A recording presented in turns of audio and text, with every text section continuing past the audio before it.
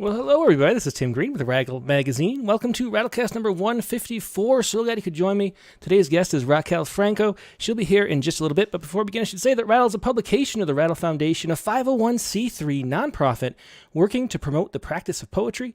We've been continuous publication since 1995 and are unaffiliated with any other organization. We just do this because we love poetry, and I know you do too, so please do. Click the like button, share, subscribe. Anything you can do to help poetry spread around the internet is all I ask. That's the only admission price.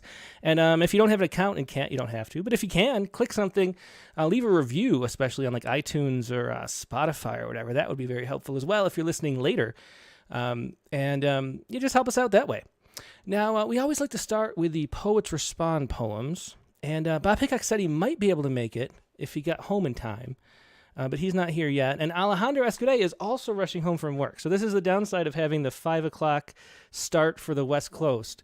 So Alex texted me and said he might be a little late. We'll try to stall to get him on live. He's tomorrow's Poets Respond poet.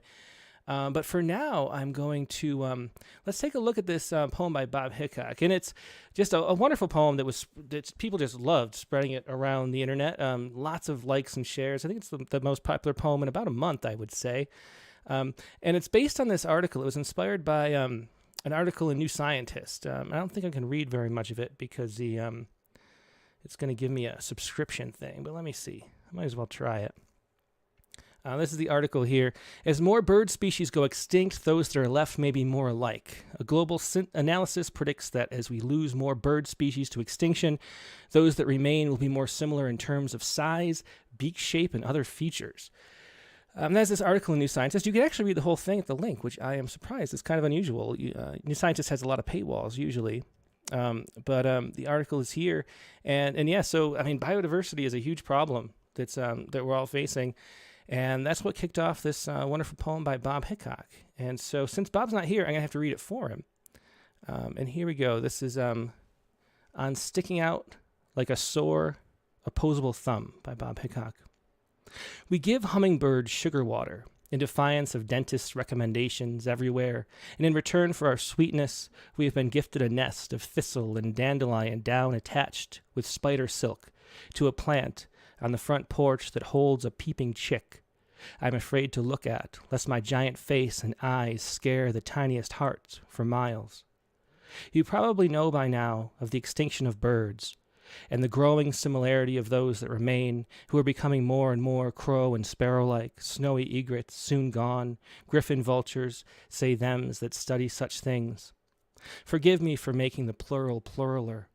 I just want more of everything, in this time of lessening, and to keep us from erasing the world's green and red plumage, its blue and wild defiance of gravity. And forgive us, for we are big-brained and small-wisdomed, mostly inadvertently deadly, and largely incapable of understanding the complexity of life.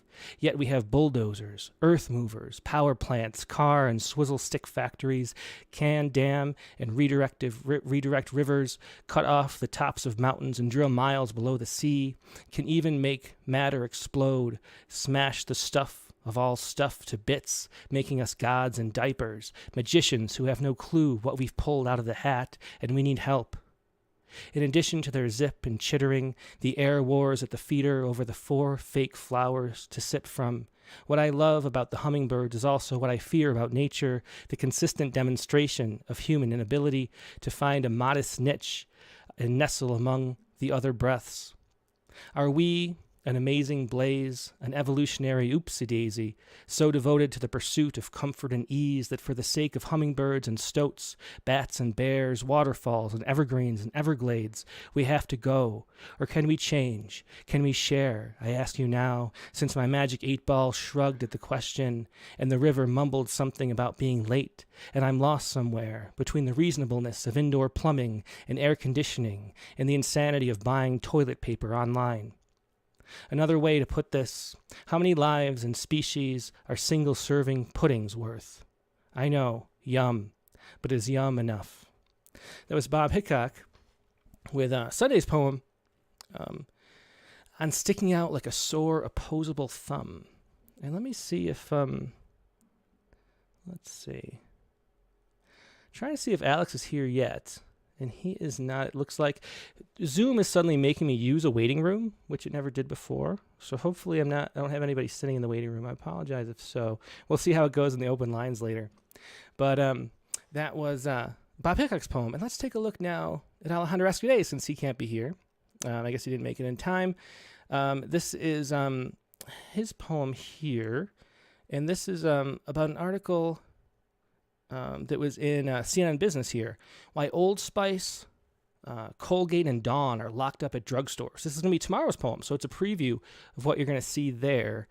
And it's a story about how products are being locked behind cases more and more. And the problem of people not wanting to buy things when they're under cases, but also being stolen when they're of high value. And this is what Alex said about it. He said, I think the practice of securing store shelving is interesting because of the products themselves. They are things that human beings need to coexist. To me, this says a lot about capitalism as a general system of human organization. It says a lot about desire, consumption, beauty, survival, self-esteem. That is Alex's quote there in the bottom of the poem. And here he is playing it. I haven't actually listened to this audio yet, but we will play it nonetheless. Here is Alejandro Escudé reading America Behind the Glass. America Behind Glass. Once I told my son, you pay for credits in college, but you must learn on your own. Learning was locked up in a clear glass case. I recall pressing the button at my university, waiting for the lecturer to hand me the Derrida deodorant or Foucault contraceptives. I'd feel embarrassed, of course, standing in that forbidden aisle. Actually, I'm going to stop the presses and cut everybody off right there because Alejandro made it. So here he is. Let's bring Alejandro in. You got part of the poem on his recording, but let's talk to him a little bit. Hey, Alex, are you there? Yeah, hi. Hey, good to see you. Sorry to make you rush home to get here on time, and I'm glad you just barely made it under the wire. It's good to see you. Okay, thank you. Yeah, my router busted on me this morning, so I had to go. No problem. So tell me about this poem. I already kind of introduced it, but I want to hear in your words, like what inspired you to write this poem, America Behind the Glass, which is going to be featured tomorrow? Just kind of, I think that after the pandemic, like post-pandemic stuff that I've noticed, and, now it's inflation that you notice. So when you go to the stores, and it's funny, it's just what strikes me is news stories that I saw firsthand. So I remember thinking, why is everything behind glass? And then I read the news story that said, yeah, everything is getting behind, they are putting normal products behind glass. So more and more. So I noticed it with the sort of pandemic shortages. So it's just to me, it's a symptom of something. I'm always thinking about social conditions and capitalism in general, and what's happening to how we're getting affected by pandemics, wars, monkeypox, you name it. So that's where it came from. Yeah. I read the issue, I guess, is that certain products are just like high density value, so they can be stolen and then resold. You can stuff a lot of it in your backpack. It's not that like people are stealing baby formula because they need it. It's because it's something they can take a lot of and resell at a high profit. So that's what it's mostly about, is the theft rings, apparently. Oh, okay. Yeah. I see it as I saw it as connected. I don't know anything about finance, but I saw it as connected to the fact that just, the fading of the American dream. Yeah, for sure. I mean, who's behind the theft rings? Yeah. And all the sort of accomplices, I do believe in a kind of slight conspiracy issue when it comes to gouging. So I think we're all being gouged, and I just saw it as another proof of that happening. But we're also being gouged, I think, in terms of feeling okay in America. Like if I can't go into a store and buy a shaving cream in a way that makes me feel like I've just done an errand,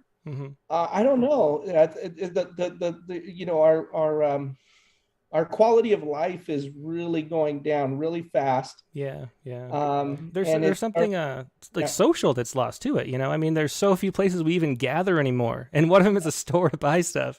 Well, I heard two 20-somethings, talk about when I remember when I first moved in the apartment, and I had shopping bags in the elevator, and they turned to each other and they said, "There's no way I'm going to a grocery store. Are you going to grocery stores?" They're like, and the other one's like, "No way."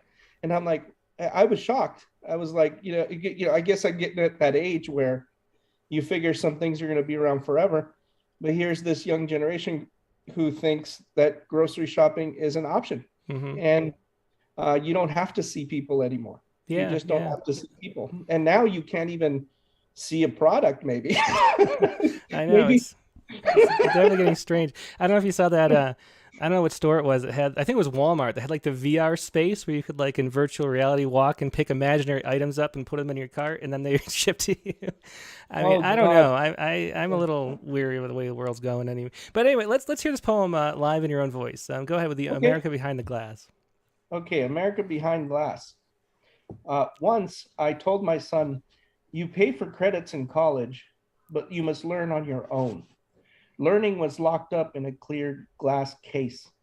I recall pressing the button at my university, waiting for the lecturer to hand me the Derrida deodorant or Foucault contraceptives.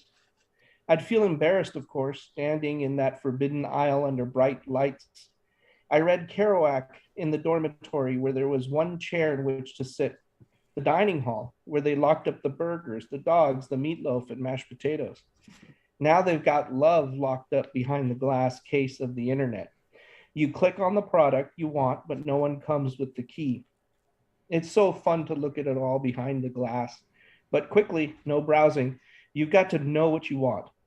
America itself behind glass, with the toothpaste, lipstick, detergent, razor's blades, those bold colors, oranges, reds, purples, blues.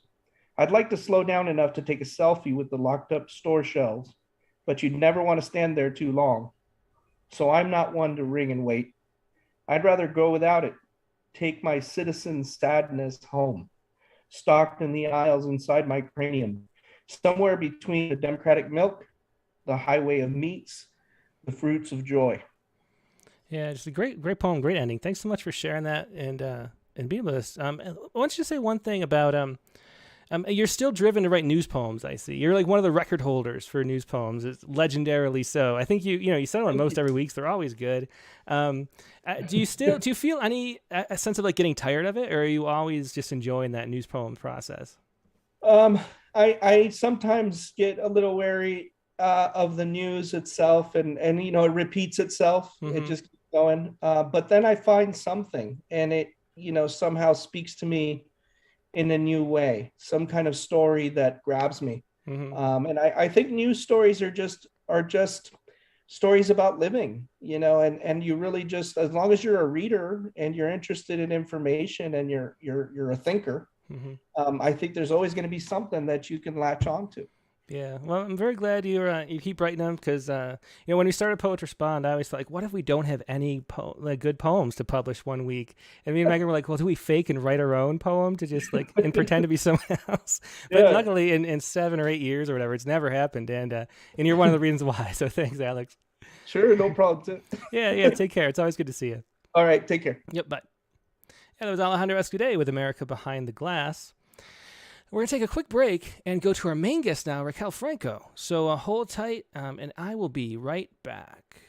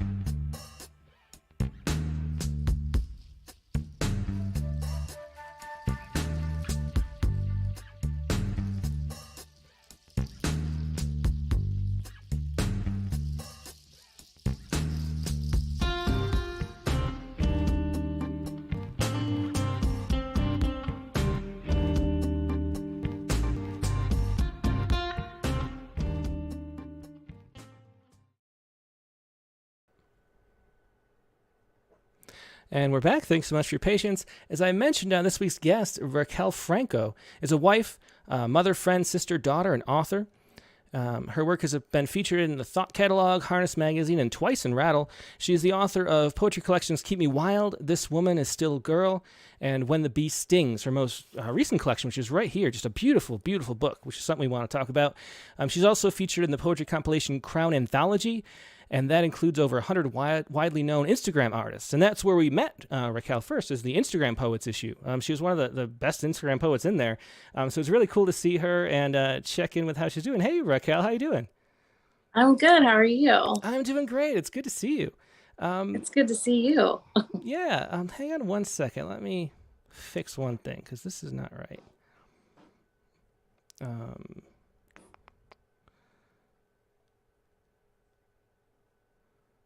No.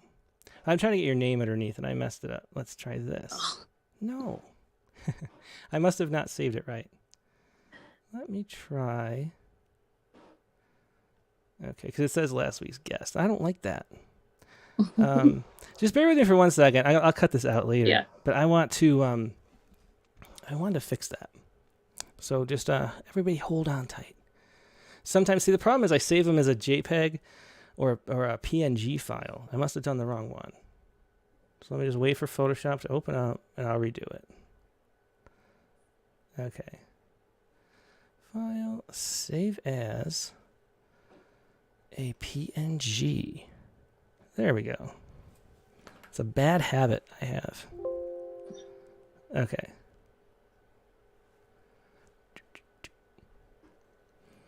And now we should be back. There it is, Raquel Franco, Columbus, Ohio. Yeah.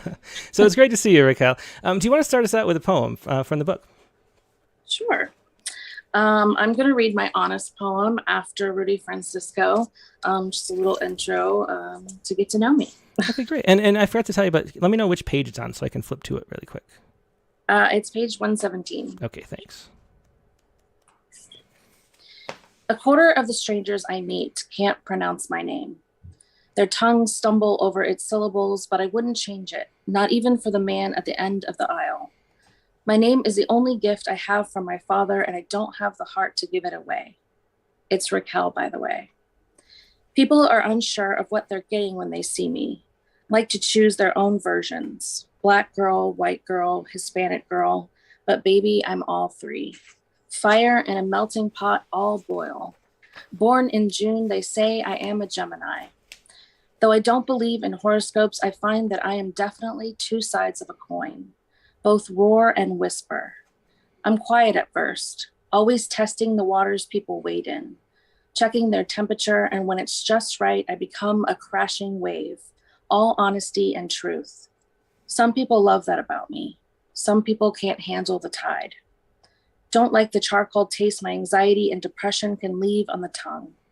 I love Jesus, but I don't talk to him enough. Dormant guilt sits in my belly over that truth, because without him, I'd be nowhere. I'd be no one. I'm a mother of two dragons, beautiful, fierce things. I tend to love everything I can't keep. Blinking fireflies, paper napkin poems, and boys with pretty promises. I give love everything I have. My time, my money, my skin, my dignity. The shame used to haunt me, but I've evicted those ghosts. They still knock, but I don't let them in. I enjoy coffee with my cream, listening to Taylor Swift on repeat, and cuddling of any kind. There's nothing like the soft fireplace warmth of a human body pressed against your own. My hobbies include capturing a genuine smile in a photograph, collecting books I may or may not ever read, and forcing words to reveal as much knowledge and truth that God has given me to offer. Sometimes I am just learning the same lessons over and over, but I am just grateful the pages keep turning, that God is my publisher and we're still holding the pen. Yeah, great line there at the end. I love that. And that was my honest poem from the newest book by Raquel Franco, When the Bee Stings, right here. Just a gorgeous, gorgeous object. You know, a lot of times books don't feel like objects. But this feels like a piece of art itself. So very cool to get this book in the mail. Let's start out just talking about what your journey was like into poetry. Like, how did you become a poet? Like, did you always want to write? Was it something that you picked up because of a certain instance? What happened? As a kid, I loved to read. I would spend like entire summers reading, and I always wanted to be a writer, and I wrote short stories. I wrote poetry here and there, but it wasn't really my passion at the time. And then as I got older, I went through a really hard breakup and my mother passed away. And I started discovering these poets on Tumblr, and it really just spoke to me, and it like ignited something in me, and I started to remember and gravitate towards writing again, and it became like a healing experience for me. So I started posting it online, and then I met other poets. I really feel like the poetry community online has been such a gift and a blessing to me. It's opened so many doors. That's where almost all of my opportunities have come from, is from being online and just putting my work out there. So yeah, that's really interesting. When was this, when you started the Tumblr? Was that, I'm not all that familiar with how, the Tumblr community. Yeah, Tyler Knott Gregson and Lang Leave and Michael Flaudette were like the three main poets. I think Ruby Kaur started out there, but I don't remember her work from it for some reason. Gosh, I don't remember what year it was. Like maybe 10 years ago or so? Is that, like or even longer? I feel like Instagram for me, like I really started to take that seriously in 2016. So I know it was before then. Yeah. And so it's interesting that you talk about how it was healing that kind of brought you to poetry, which is the case so often. Do you find, one thing I always wonder, like I feel like poets sort of always, this is sort of a model of poetry I have, but I feel like we always have like stuff we're trying to deal with, like emotional baggage or like problems or issues that like don't make sense, and like emotional things that haven't healed.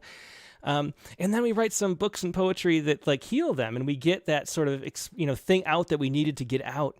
But then we're still poets, and then you move on to the next thing. So since it's been a while and you're on 3 books already, has it been hard to move past and like branch out into different things? How have you done that? Absolutely. I'm actually like in a space where I'm struggling with what to write next.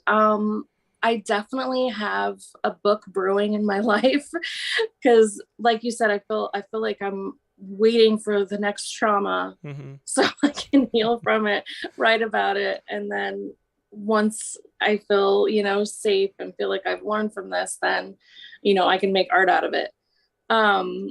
So I'm dealing with some things, and I have some ideas boiling, but I'm just like kind of waiting to get through it. Well, one thing I was wondering while I was reading this book, since you mentioned Taylor Swift a few times, and my daughter is a huge Swiftie, so I know every song by heart. And I mean, you just can't help it because that's all we listen to on like road trips and stuff, and we're an hour from anything, so it's like a Taylor Swift album away. Like, how many Taylor Swift albums away is the drive? Oh my god, I love that. But one of the things I think, if I understand right, I think Folklore and whatever the other one is, the more recent ones weren't like readers submitted sort of content, and she wrote songs about other people's stories. Am I right about that? Ooh, I don't know actually. Oh, really? Wow, what kind of Swiftie are you? I know, I guess. I don't know. I mean, but maybe, sometimes Megan tells me stuff that's just made up to mess with me, and then I repeat it. So maybe it's not true. But I thought she was writing about other people's stories and tried to be more of a storytelling vibe. And what I was wondering when I was reading this is because so many poems are after, written for other people in the book, too. There's a whole bunch of them that do that. And I was wondering if you were doing that. Were you sort of taking other people's stories, and were people asking you to write poems for them? No, with this book, I really was feeling like friendship, especially between women, isn't celebrated enough. And I really felt like I wanted a big piece of this book to do that. So the women that are the closest in my life and mean the most to me, I kind of wanted to say thank you. And I wanted to write a little bit about our story and, what has gotten us to the place that we're at. So that's what I think. Yeah, well, that friendship definitely comes through. Do you want? Let's read another poem from the book. Sure. Well, now I want to pick a different one. Now that we talked about that. Let's see. Actually, I'm going to read a title poem, When the Bee Stings. Okay, and that's in the middle somewhere. What page? It's page 61. Okay. It is said a colony of bees consists of one queen and up to 40,000 female worker bees, an orchestra of flapping wings. If the colony is ever met with an intruder, maybe a waspy man with hungry hands, the worker bees will attack, divide and conquer, venom sting. When the bee stings with their weapon, they lose their life. Breath for breath, they die for their sisters and their queen. They live to protect the colony. I wonder what more we could do to protect our sisterhood. A howling pink army of women standing together, determined to never let them in without permission. Yeah, there was a title poem from When the Bee Stings. Yeah. Do you want to talk more about the theme, about that, like why that bee metaphor? Why does that resonate with you? I think for me, like when I wish I could remember how I stumbled upon it, but I was just researching. Sometimes when I think of a metaphor, that I'll like go down a rabbit hole and see like what else I can incorporate and what message I can intertwine into the poem. And I actually never knew that worker bees were all female. Mm-hmm. And I was like, that is the most amazing thing. And then I kept reading more, and I was like, how, you know, they protect their queen at all costs. And I was like, that is awesome. I was like, I have to write about this. And especially at the time when I was writing about friendship, it was like perfect. So that's how it kind of came together, and it just ended up being like the perfect title, because I think I had a different title before. Mm-hmm. But the publisher and I just thought that it didn't work. And I just thought, well, When the Bee Stings, like that's perfect, because it was like the aha poem for me. So. Mm-hmm. Yeah. Well, one of the things I want to talk about a lot is just because you approach publishing different than most of our guests, because you come through that Instagram and Tumblr angle. Were all the poems in this book published on Instagram before they were in the book? Not all of them, no. Mm-hmm. So what is your, like, how do you decide? Because you've published 2 poems in Rattle. So you're sort of like have, both, feet in both rivers, or whatever you'd say. Yeah. So how do you decide like what goes where, and just how the book comes to be? How do you know what to do when you write a poem? Is there a goal that you're writing for? Like how does that work?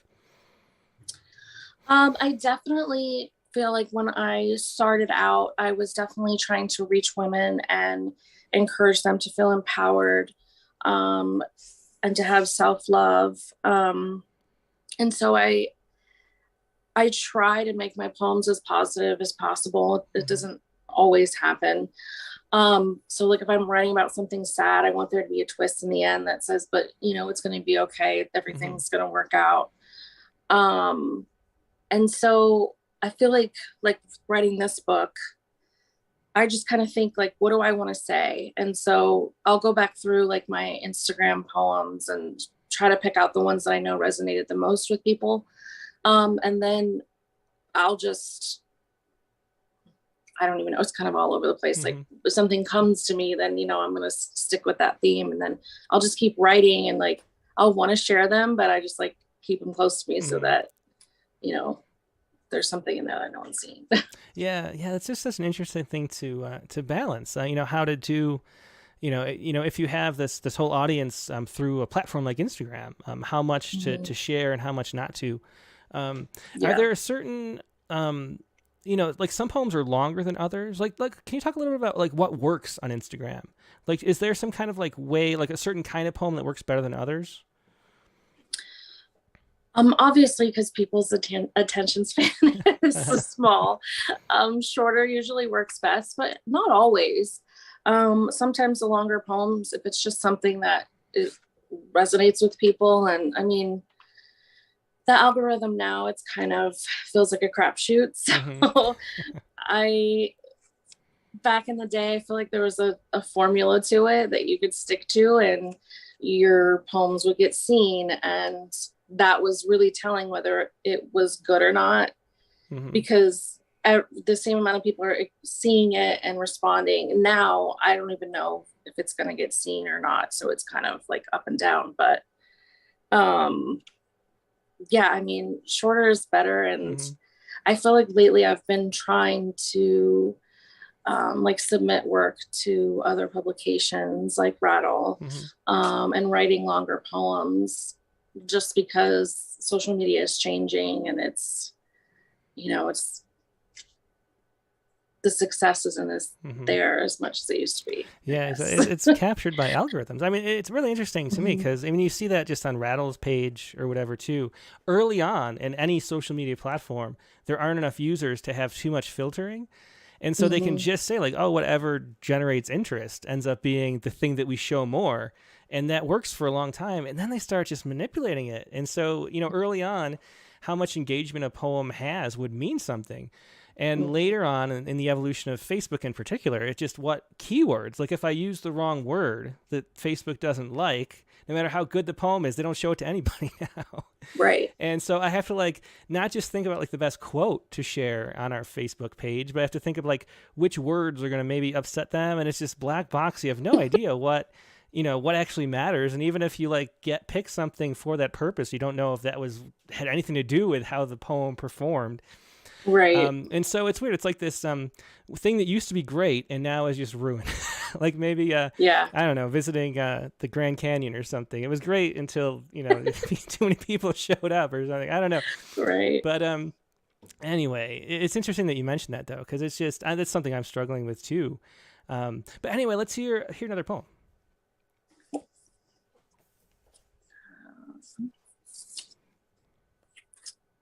This is after Taylor Swift. It's page 42. Okay. After Taylor Swift said, "Wasn't it easier in your lunchbox days?" I don't think it's ever been easy, at least not for me. I could never walk a straight line, always veered more towards sadness. I'd met happiness a few times, but joy was some type of sugar I didn't have the palate for. My 6-year-old belly was full of moth wings that craved the taste of butterflies.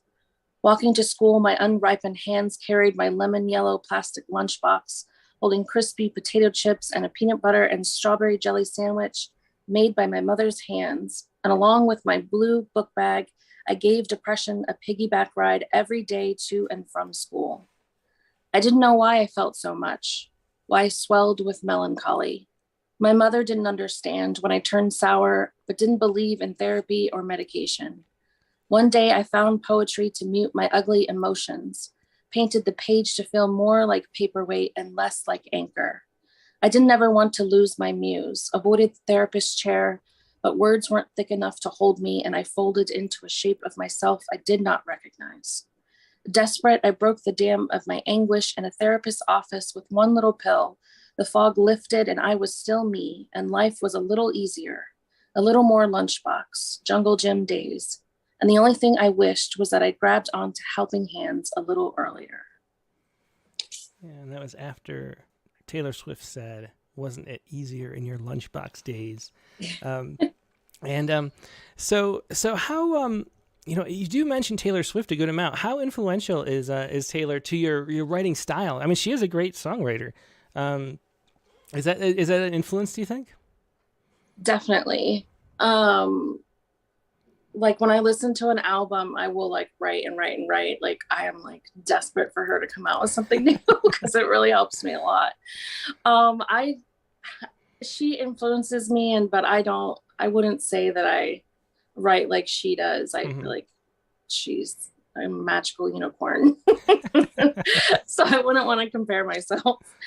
But yeah, she'll just hit you like with the right imagery and metaphor and just like the shortest little story and just a song, and you're like, oh, I feel it so hard. So one of the things that you said was cool was that you're trying to be positive in poems, which I think is a trap. It's just, I don't know, it's not even a trap. It's like a problem, like a huge obstacle in poetry. And I always feel like it's because poetry, like I was talking about before, we're all drawn to poetry, most of us, because we have some kind of issue that we're grappling with. And so the process of poetry becomes like a problem-solving type tool. And because of that, it's sort of, problem is like the source of poetry, at least for the way that we confront it usually. And so it becomes really hard to write poems that are positive. And, I look through the poems that we publish very often, and I'm like, oh God, like I'm looking at this issue and it's like dark poem, darker poem. I need something. Yeah. And it's rare in submissions. It's really hard to generate sort of that creative magic when there's not some kind of struggle, So how do you go about writing a positive poem? Is there any advice you have for doing that? It definitely is hard. There's lots of poems I've written, and then at the end I'm like, like that made me depressed. Like after reading it and editing it and looking at it so much. So sometimes I have to step away and like come to it with a different headspace. But I always, I guess it's like putting a happy ending on it, So even in the poem I just read, I really struggled with depression, and, I had no help. Like therapy and medication was something that was frowned upon, in my home. And like, I was even afraid to do it, but in the end, I tried it and it changed my life forever. I feel like every single bad thing that we go through, we get through it. Yeah. And that's the positive spin on it. So, I mean, you're here, you're okay. So I feel like there's a way to put that in every situation, in every poem that you write. Sometimes you just have to step away to get there. Like for me right now, I'm going through something. So that's why I feel like I can write about it, but I don't want to publish it yet because I haven't gotten to that positive spin or the healing yet. Oh, that's interesting. Yeah. And the other thing is too, I mean, when you're writing primarily for a social media audience like Instagram, like you get that instant feedback. And I think the result is that you write your poems more for what people actually want to hear, which is a different kind of, projection. Because I think a lot of times poets are exploring and trying to make sense of something internally. And then if it works and they can craft it in a way that other people will enjoy, that's like, secondary almost. But then, but when you're writing with an audience like that in mind, it just makes it would lend itself more to staying positive, I would think, because you're looking at the feedback, right? Yeah. I mean, I've had so many women come to me and say that they were so inspired or made their day better, or they were going through the same thing and that it gave them hope. And so hearing that, it feeds me to want to put work like that out there. And there's been times where I've written a poem that didn't end positively, and it was like hard for me to share, but I do know that still helps people. Because someone that's going through it too, and they haven't reached that moment as well. But more often I like to put something out there that's going to encourage someone and let them know that it's going to be okay, and maybe help them see the light at the end of the tunnel. Yeah. Well, if anybody has any questions for Raquel, leave them in the chat windows, either on Facebook or YouTube, and I will pass them along. Why don't we read another poem, though, in the meantime?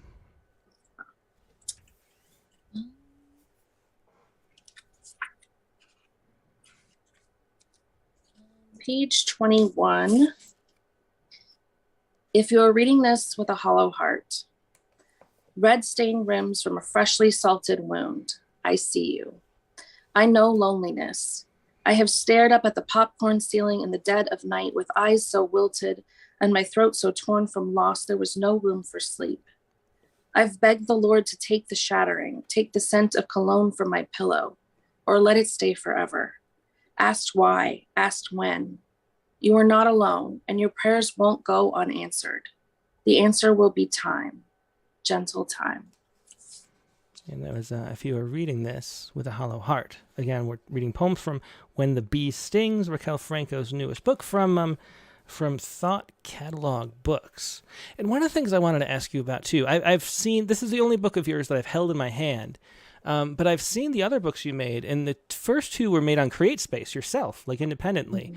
And so I'm really curious what your experience was with that, because it's one of the things, poets always ask me if they should wait to publish for a press to publish their book, or like what they should do in like the world today, because there's this sort of still this like lingering stigma about self-publishing. And my advice is usually just like to ask yourself what you're trying to get out of the book and what you want your future to be. Because if you're writing for people and to share poems, then CreateSpace or whatever self-publishing platforms are just wonderful, because they don't have money up front. You end up doing all the marketing yourself, whether you're on a small press or doing self-publishing.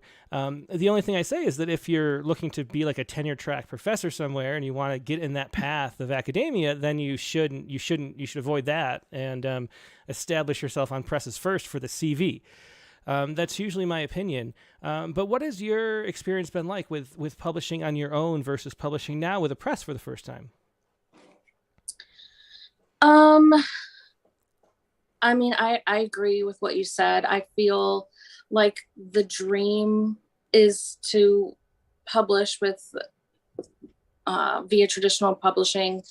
But I got to the point where I just felt like I was overflowing with this message that I needed to put out there. Mm-hmm. And I didn't want to wait.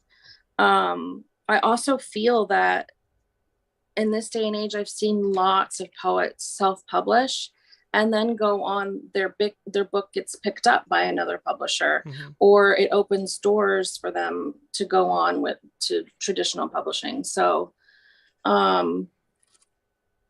I say do it, mm-hmm. if you're ready. Yeah, that's a great point. I read The Martian. I don't know if you're familiar with that book or the movie, but that was a self-published book. He really? Didn't, I think it was just a blog. Like, he posted like a chapter as blog posts, and then finally people enjoyed him so much they said, "Hey, put this out as a book." And then he did. I can't remember the author's name. And then it was a book just on Amazon CreateSpace. And then a publisher picked it up, and then a movie picked it up, and then Matt Damon was playing his character. I think it's Matt Damon, right? So yeah. So wow, that's awesome. a different angle that people don't often think of. I mean, if there's a market, there has to be a market. Mm-hmm. Are there things that you do to generate an audience and market outside of social media? What is your do you have any advice for that? Because that's something that poets usually hate. Is marketing themselves and making websites and having like a presence online, and mm-hmm. I mean, we love doing readings usually, but other than that, we don't like setting up readings though. So so what is your advice for marketing a book? I mean, I really feel like social media is where it's at. Mm-hmm. Collaborating with other poets is really helpful. So when you are doing readings, to do them with other poets and not just yourself is super helpful. Doing writing workshops has helped. So that's something you can also do with other poets. And I've even met some other female business owners mm-hmm. In the area, and they love working together and collaborating together. I hosted a workshop with this woman who she like has these glamming like tents. Uh-huh. So it was a really cool space to have a workshop and a reading, and it got her name out there as well. So that's always cool, and you're just helping each other and your community. That's really all I could think of, to be honest. It really is just all social media, and then whatever you can mm-hmm. do mm-hmm. around you. And do you have any advice for social media? Like, I mean, a lot of people have bad experiences on Twitter and Instagram, with a poetry community. How do you, I mean, maybe the positivity of your message is one of the things that helps with that. How do you approach social media? Do you have any advice for being productive on social media and not like a drag on your life? Yeah. I mean, definitely if you're just starting out, consistency is key. Figuring out what you can commit to, if that's posting every day, posting more than once a day. Instagram definitely likes consistency. Mm-hmm. TikTok is really huge right now. That's something also, like if you take like a few months and just post as many times as you can a day and make sure you're posting every day, and just trying different things out. and see kind of what people like, and then take it from there. Do you use TikTok? I mean, to be honest, I'm terrified of TikTok. Like I've thought about like what could you do to like promote and share poetry in that medium, and then I go there and I feel like I'm being bombarded. Like it feels like that scene in oh, I don't know what's that movie, that futuristic movie, and they're walking around in the market and everyone's like blaring things at you. Is it Total Recall? I don't know, but whatever that movie is, it's just like bah bah bah. Like I just. Whew, I need to like take a nap. I don't know, maybe I'm just too old. But how do you find a way to like make poetry work in that space? Because it's just so fast and so overstimulating, which is like the opposite of what poetry is in a way. Yeah, I actually really love TikTok. I find it refreshing, and I feel like the content is more on the humorous side, and so which is kind of hard to integrate poetry in a place that's like supposed to like lift you up and be funny. But there's a lot of poets that do really well on there, and it's actually very, very easy. All I do is everywhere I go, if I see a pretty view, I'll take like a 9-second video of it. So let's say it's just the sunset, and then I will either put my words on top of it, put like a little poem and like a song, and that's it. So it can be very easy, and you don't have to necessarily put your face out there. There's some poets who just take a video of their book and post that every day, and it works for them. Yeah. What do you mean a video of their book? Sorry for like mining you for ideas, but I need some help. No. Just like a page in their book, and they'll just record it. Oh, really? Do they read it, or do they just show some it? People don't. I was thinking, one of the things I was thinking was that because there's so much like stimulation, that it'd be like one of those things where the silence grabs your attention. And so maybe not having any sound or anything would like freak people out enough that they actually pay a little more attention. I don't know. That's just my maybe. But I don't know who would follow a poetry magazine, by a 42-year-old guy on Instagram anyway. I mean, and a lot of people, they have accounts now. Yeah. Poetry is poetry. Yeah. I don't know. Well, anyway, there's a question here from Deborah T. She asks, do you get feedback on your poems from others and revise before publishing? Ooh, absolutely. I always try to get as many people as I can to read it before submission, and while it's being edited. Like in this case, the publisher edited this book for me. So I had some friends, family, and then I'll always ask some other poets to read it for me and give their feedback. Do you, are there any poetry groups that like workshop and work on poems together? Have you done any classes or anything like that? Is there any kind of like, yeah? Poems That Don't Suck is amazing. It is the best class I've ever taken. I've taken it like 4 times, and it's the best community. They're so helpful. Is that Megan Faley? Yeah. Oh, we published her too. I didn't know she was doing that. Very interesting. Yeah, she's great. Yeah, she is amazing. She's taught me so much. She's actually what's inspired me to start getting my poems out there in magazines and online publications. Very interesting. Like and that's over Zoom. Yeah. Oh, very cool. Yeah, I didn't realize she was doing that. Maybe we should have her on as a guest as well. You should. Well, let's hear another poem. This is page 39. It's called Childhood. We were the sewer street kings and queens, grocery store hunters, sidewalk maps guiding us through a childhood summer dream, boy crush wanderers trying to discover names for uncharted feelings.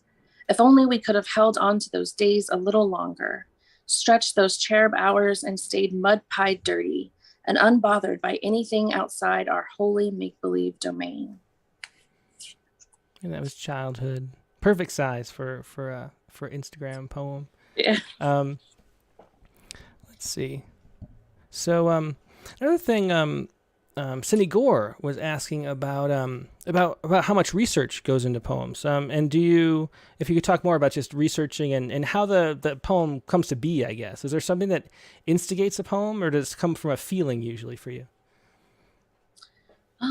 I think it's different every time. Sometimes it's a feeling. Sometimes if I have writer's block, I'll say, what is it I need today? Like, what am I going through? How am I feeling? Am I feeling anxious? Am I depressed? Am I happy? If I'm happy, happiness is always harder to write. Mm-hmm. I will try to really like look at the small little moments. There's even some poems in this book where I was just watching my daughter, and just they have so much joy in the littlest things, like, you know, collecting rocks, and like I'll try to start from there. Sometimes I'll just hear a word and I'm like, ooh, I really like that word and I want to use it in a poem. Let's see where it goes. Mm-hmm. It's always different. I could be watching a show or a movie or listening to a song and it'll inspire something. It happens in the car a lot, which is not safe. But it always happens to me in the car. So where do you usually write? Do you write, if you're in the car though, do you use your phone? Do you use a notepad that you always have with you? How do you write the poems out for the first draft? Yeah, I'll try to write it in my notes app. Mm-hmm. I'll try to be as safe as possible. I hate texting and driving. I really do. Mm-hmm, for sure. I get on people. But I usually will actually write on my couch. Mm-hmm. I like to curl up and like be cozy and get as comfortable as I can, like snuggle up with my cat. And I'll typically write like that. But if I'm inspired, like I always have a notebook with me and I'll write in there, or my notes app. So. And how often do you write? Do you write daily? And what percentage of your writing would you say you share as well? Ooh. That's a good question. If I'm working on a book, it's probably 25% I'm sharing. When I'm not, maybe 70%. And I'd say I usually write every day. I try to, even for a few minutes. Mm-hmm. But lately I've been like in like a little slump. So it's maybe like a few times a week.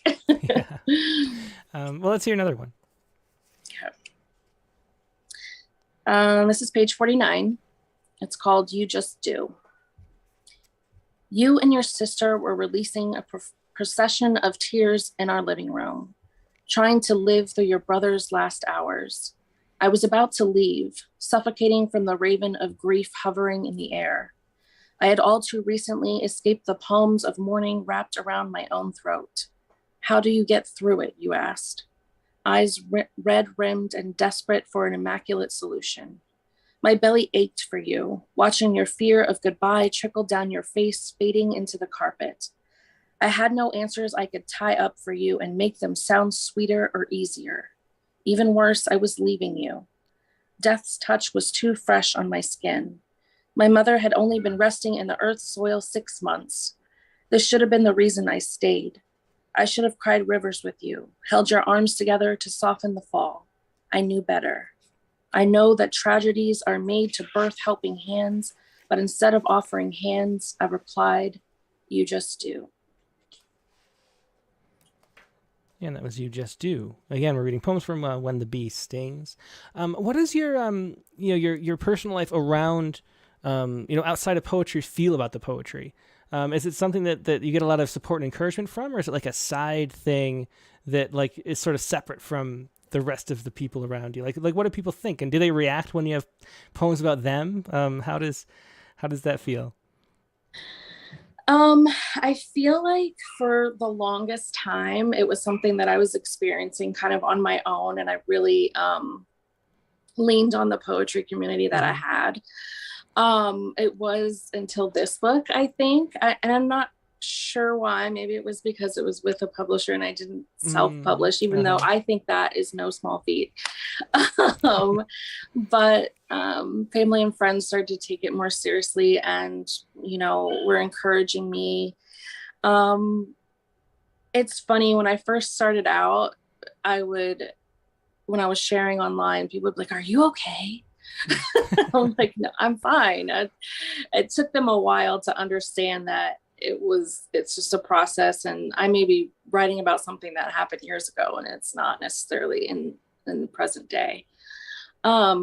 but it's really cool, and it's been amazing to finally get that support and people to understand how hard I've worked to get to this place. So, yeah. Do you find that that people, when you do expose them to poetry, want to write too? Like, do you think that there's like sort of a gateway? Because I would love a world in which everybody or most everybody write. Like people used to write in diaries. It'd just be wonderful if there was like a social media platform for poetry, and people just loved actually sharing their thoughts that way. And we can't even get a social media platform that does line breaks right, so or has italics without some kind of extra app.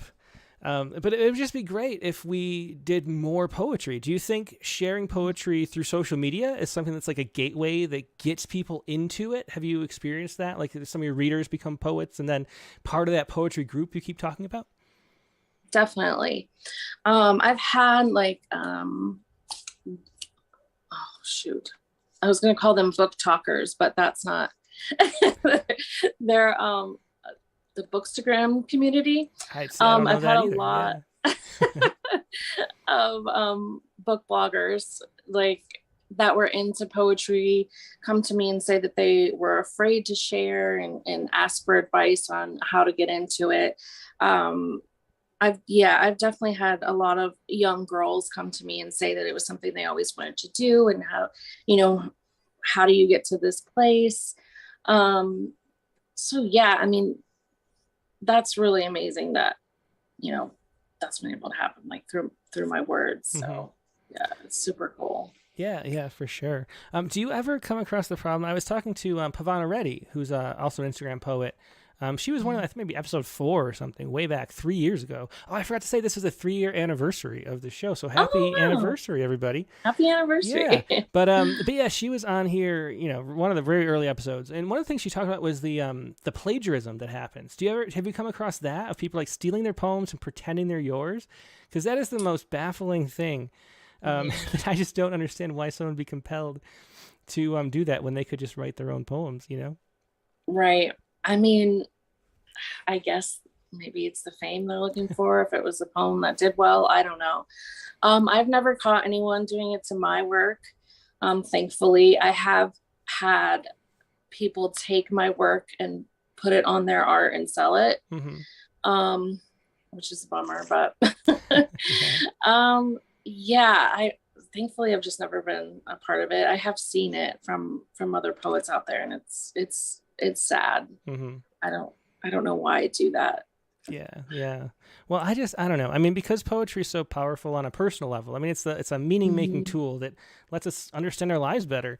I just want everybody to write poems. And so I love the thought of more and more people writing poems because of different mediums. It's a wonderful thing to me. But then the thought of people stealing it and pretending it's theirs is sort of a, maybe the, we have the NFT poetry issue. Maybe everybody can be on the blockchain and then everything's provenance is proven in not too long in Web 3.0. But anyway, I think we have time for 2 more poems if you want to do one poem and then a little more talk and then a last poem. So what do you want for your second to last poem? Let's see. Okay. This is page 57. Ode to the Girls in the Nightclub Bathroom. To the tiny underage girl with the scared but hopeful amber eyes asking me for a drink, I appreciate your bravery, your hunger for a taste. I smile and hand you the sweating bottleneck beer. Leave feeling grateful you trusted a sister and not a guy with bad intentions. To the girl puking broken secrets into a porcelain bowl, cherish that girl holding back your hair, tracing circles on your spine. She will help you put your jigsaw parts back together. To the girl spilling salted cocktails down her flushed cheeks, the boy you came here to find, the one holding a tumbler full of a good man's forgery, isn't worth the minutes you stand there in the corner of the stall. Take this moment by your fists, wipe the mascara running, and dance like you are the only one in the room. And to the girl standing in front of her own reflection, red mouth whispering, mirror, mirror, am I worthy of desire? You don't need a thirsty man's approval. You are a neon light humming, an audacious thing, a mirror ball that would cause any man to sober. And that was Ode to the Girls in the Nightclub Bathroom. Did you have any poets that are on Instagram and in that community that you recommend people check out? The one thing that was really interesting to me doing the Instagram Poets issue is it seemed like there was no correlation between the quality of the poems and the number of followers people had. And what was interesting about you is that you had good poems and had a lot of followers. I think you were one of the only ones. You and Pavana, I think, might have been the only two. And most of the people that had good poems, as far as I define them, as whatever subjective way, but something that's like memorable and transformative and makes you feel something that's not prepackaged or something. You know what I mean? So I don't know, like who, when we can easily find the most popular Instagram poets, and maybe some of those are the best, but who do you think are the best? Like who is, if you have an Instagram account, who would you recommend following for their poetry? Do you have any suggestions? Yes. Amy K. I think it's at Amy K. She is phenomenal. I beg her to write a book all the time. She's so good. Allison Malie is really wonderful. The Constant Poet is also really good. She just self-published a book.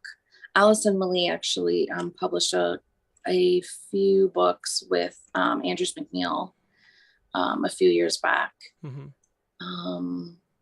Gosh, there's so many. Yeah, and there really is, and it's become so saturated, and it's unfortunate that not everyone's getting seen like they were back in the day, but yeah. Yeah, and what would you say that is the cause of that disconnect, though? Because it was kind of shocking to me, to be honest. Like how, is it like the work they put in to like be consistently posting, or is it like the aesthetic of like the personality? Like what do you think drives some people to have a lot of followers? And I assume then sell a lot of books versus somebody else who doesn't, struggles to have followers and sell books. Do you have any inkling of what's behind that?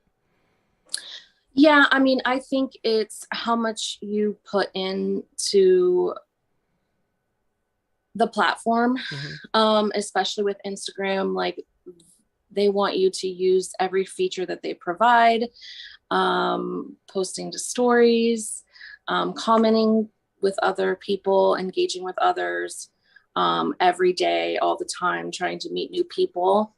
And when I started out, I did do that, but it gets tiring. It is a lot of work. So, I commend the people that take that time. But I feel like, so your message has to be something that, people can relate to, but also it's like putting in the work to stay consistent on that platform and engaging with others and meeting others and constantly, commenting and taking polls and doing everything that Instagram wants you to do. They want you to stay on the app. So, and how much does that translate over to actual book sales? Because I don't know if you know how few poetry, copies poetry books sell, but the average poetry book probably only sells like 50 copies to people who aren't their friends and family. I mean, that's just the secret of small press publishing, which is pretty much all, unless you're, have your books be picked up on a course syllabi, so a whole class is ordering them 12 or 20 at a time, or you win like a Pulitzer Prize or something, and so it's in the media. It's just such a small market for traditional, like mainstream literary magazine type poetry. Is there a bigger market? Like, have you sold more than 50 copies of this book? I guess I'm asking. Is it like much more? But still it's not like a lot. It's not paying my bills or anything. Yeah. I mean, it's just, I don't know. I just wonder how much we could be doing to get our poems in a way that people actually want to buy. That's the thing I just kind of want to struggle with, Is there any advice you have on that?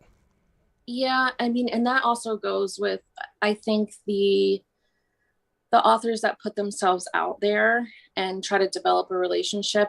And sometimes people will buy the book because they like you and they just want to support you. I know a lot of poets that, go live and post videos of themselves. And I also think that the authors that are trying to lend a helping hand do really well. ones that host workshops or, you know, give tips on, you know, how to publish or how they've gotten to where they are, really do well as well. I also have heard just posting your book, and that's been like a struggle with me since I was like, there's only so many pages in the book. I don't want to post every page because then is no one going to buy it. But I've actually talked to other authors that have sold well, and they said that they've practically posted almost every page of the book, and it still sells. So maybe that's something to try. Yeah, definitely. I mean, having things online, I think there's, you know, people want to hold back their poems, but I think having them online where they can be shared and seen only helps people want to have the physical copy or something they can help out and support the author in some way. You know, broadsides too, which Josh Williams just mentioned on Facebook over there. You know, having something that you can buy after reading a poem, just having something like that, I think it really helps just to have as many poems as possible out there in front of a public. And the other thing that you have, I think, is that you have, you know, by using apps like Instagram in the way that you do, you have an audience that's not that Ouroboros of like every single potential reader is also a writer who wants to sell you their book. You know, like you have followers who are not English majors, I assume, and just enjoy poetry from time to time popping up on their feed, which is it's such a hard thing to break out of this little like niche bubble that we have as poets too. So I don't know. It just seems like something that we could all learn a lot from what you're able to do. Yeah. It is such a struggle. Like especially wanting to, put my work out there and publish with publications. It's like, then I know I can't share that. And so I'm always like, do I want to share this? And, you know, it's going to reach so many people and, you know, maybe help me along the way, or do, you know, I want to put it in this publication and reach those people. Like, but then you have to wait like 6 months to hear back. I know. Yeah. It's tough. Yeah. That's something that's really close to me. Oh, sorry. I feel like, it's just like an albatross around our necks, just the definition of published and not, you know, it's just so antiquated. Like it comes from to make public when the only thing we could use to make something public was a Gutenberg printing press, and you could put up like flyers, you know, and that's what publishing meant. And now there's a million ways. All the walls are all torn down, and to still use that make public definition is just so limiting, you know, and seems to me like when you post something on social media, and I want to write an essay about this for something, but when you post something to social media, you're still in control of that content. Like you could delete it. You didn't give anybody permission to use it on their own, you know, anywhere else. Like you didn't give a third party anything that's not revocable. And it's sharing it with your friends, you know? And this is where social interaction lives in the 21st century.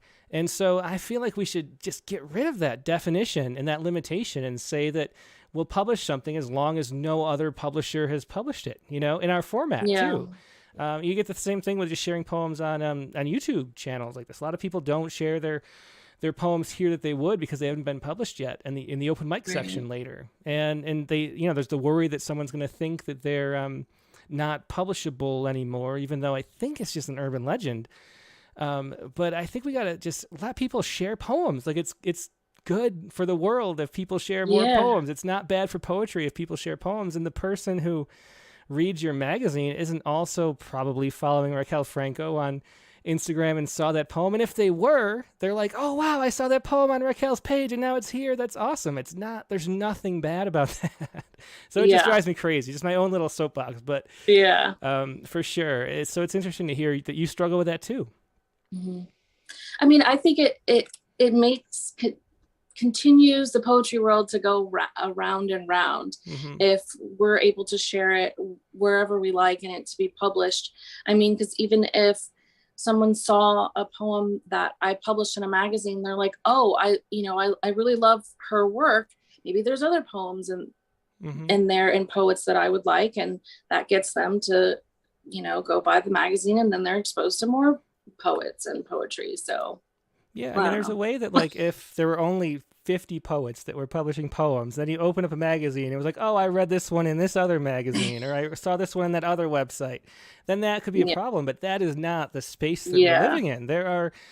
We have 250,000 poets in our database, and we don't even cover everybody, and 20 Instagram poets probably out of the massive world that is, and haiku, it's not that many of the haiku poets, and there's just so many poets and so much poetry out there that you're not going to be stepping on each other's toes either. So there's no logical basis for that limitation, except for, in the past, you wanted to be like, you have your poem in the Pushcart Prize anthology or the Pulitzer or the Best American Poetry, and you want that like credit, and you want the credit in the book. So somebody like looks at the book and says, oh, this one was in Rattle, and that's like advertising for Rattle. That was one of the old motivations to keep it locked down. But in the age of the internet, that doesn't matter either. Anyway, I'm kind of ranting a little too much, but that was, you hit a hot button topic for me there. Well, anyway, it's been great talking to you about just the poetry publishing process. It's so interesting. Do you want to finish out with one last poem? Yeah.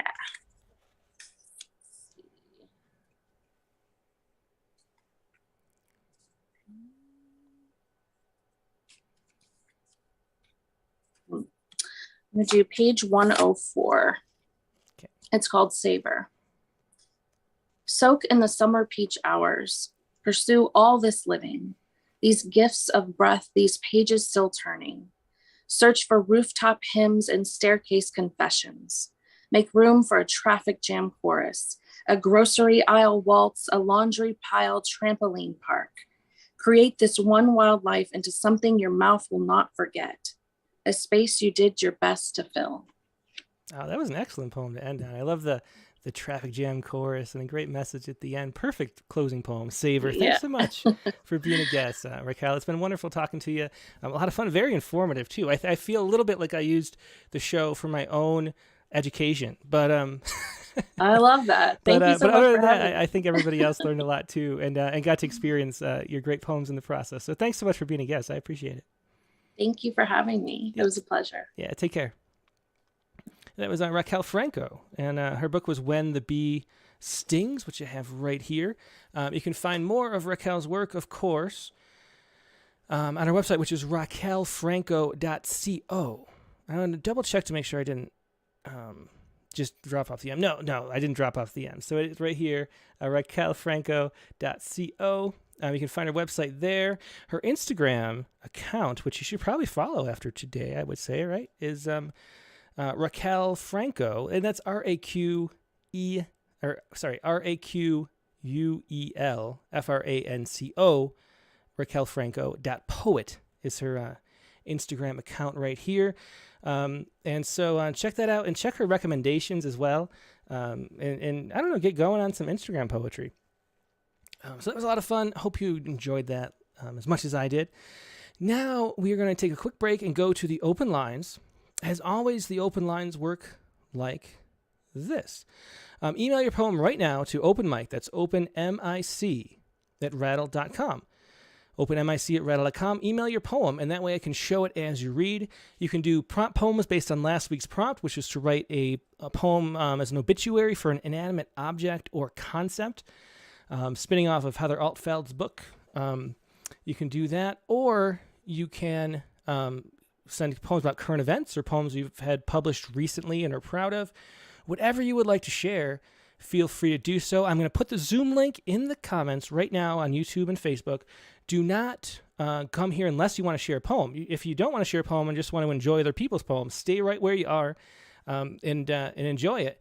But if you'd like to share a poem, pause or at least mute your stream where you're watching this now, and then jump over to this Zoom link right here. I'm going to pin them to the top.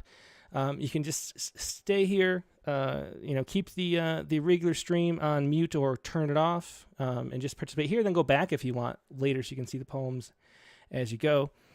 And let me remind you, too, that I have the waiting room has to be here. So once you come in, you're going to have to let me admit you, which is unusual, but it's some new security feature, I guess, that Zoom is making me do. So I'll see you in just a minute. I'll be right back.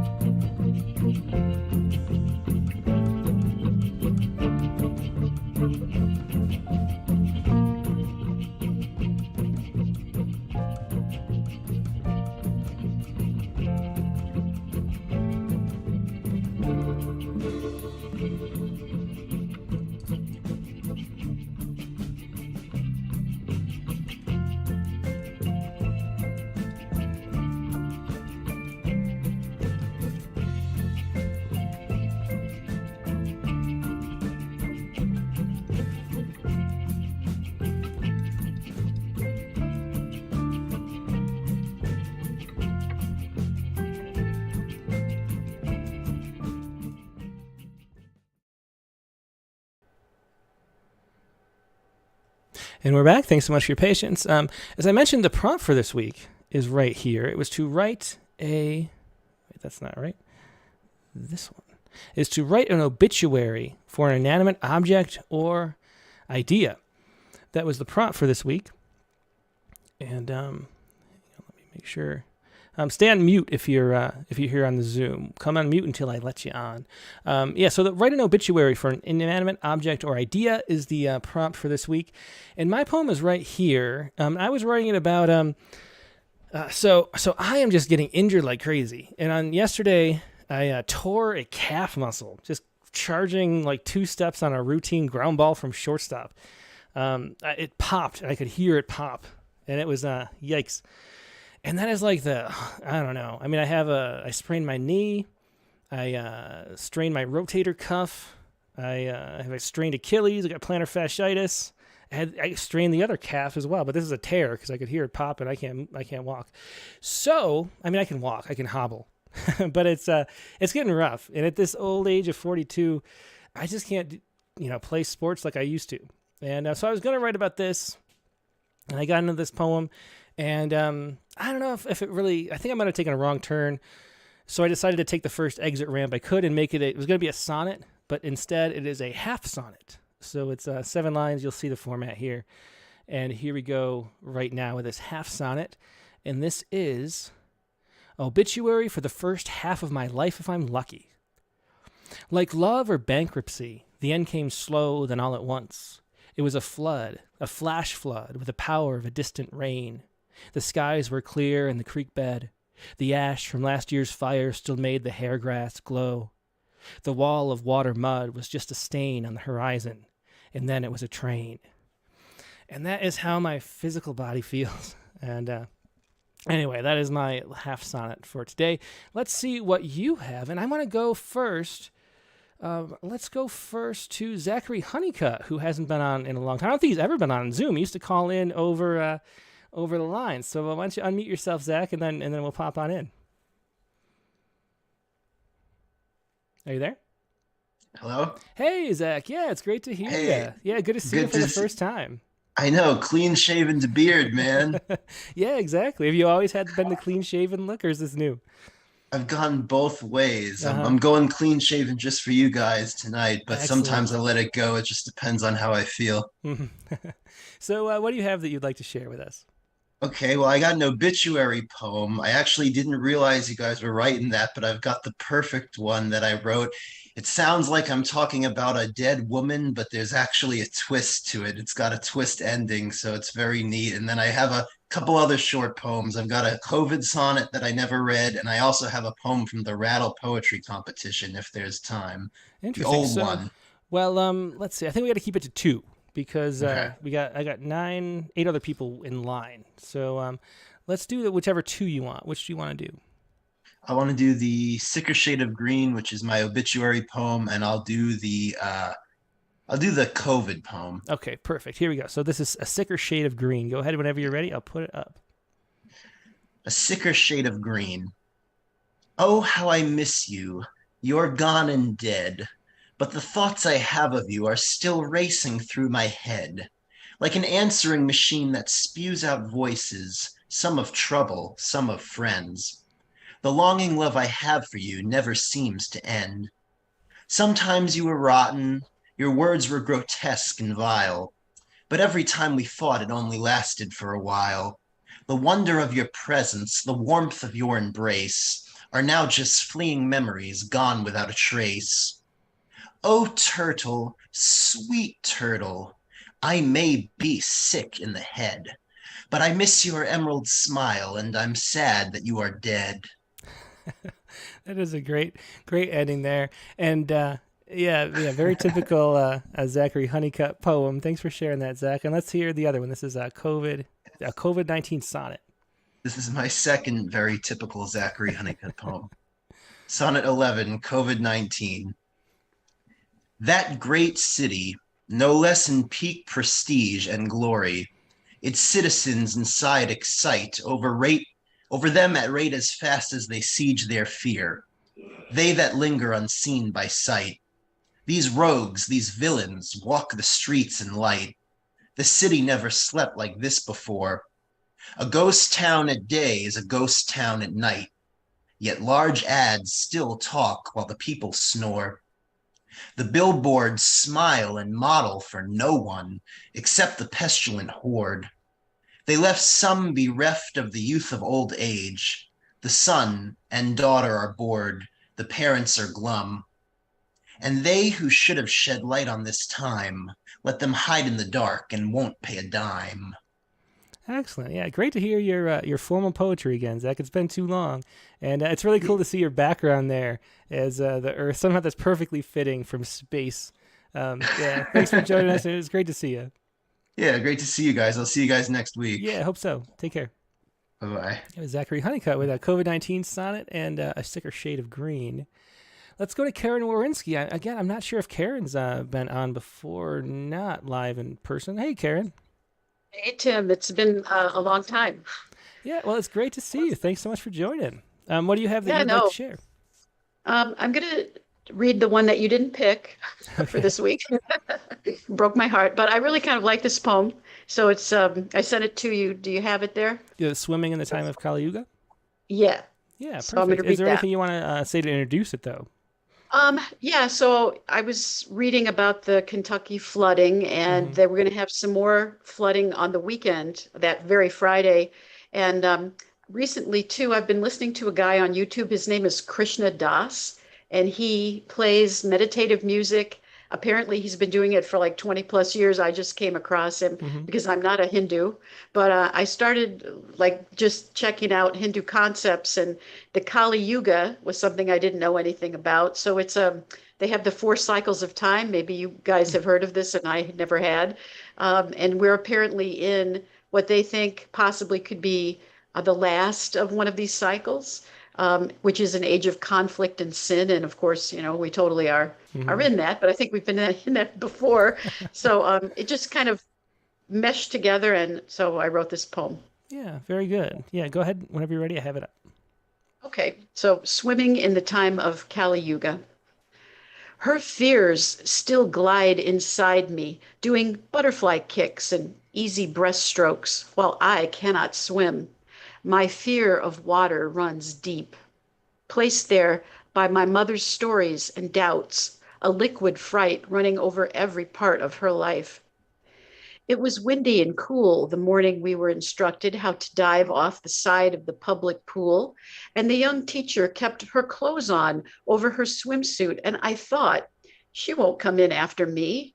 She won't get her clothes wet, because I had been dipped in doubt, prepared for disappointment, taught to expect the worst. I stopped taking lessons. Years later, my 3 children became lifeguards, strong, young lions who could dive, swim past the buoys, save others. An overcompensation for my driftwood life, which had taken me far from my past, from many worries, though I'm always watching for a flash flood, a time of unexpected inundation, a time when nature takes back what is hers.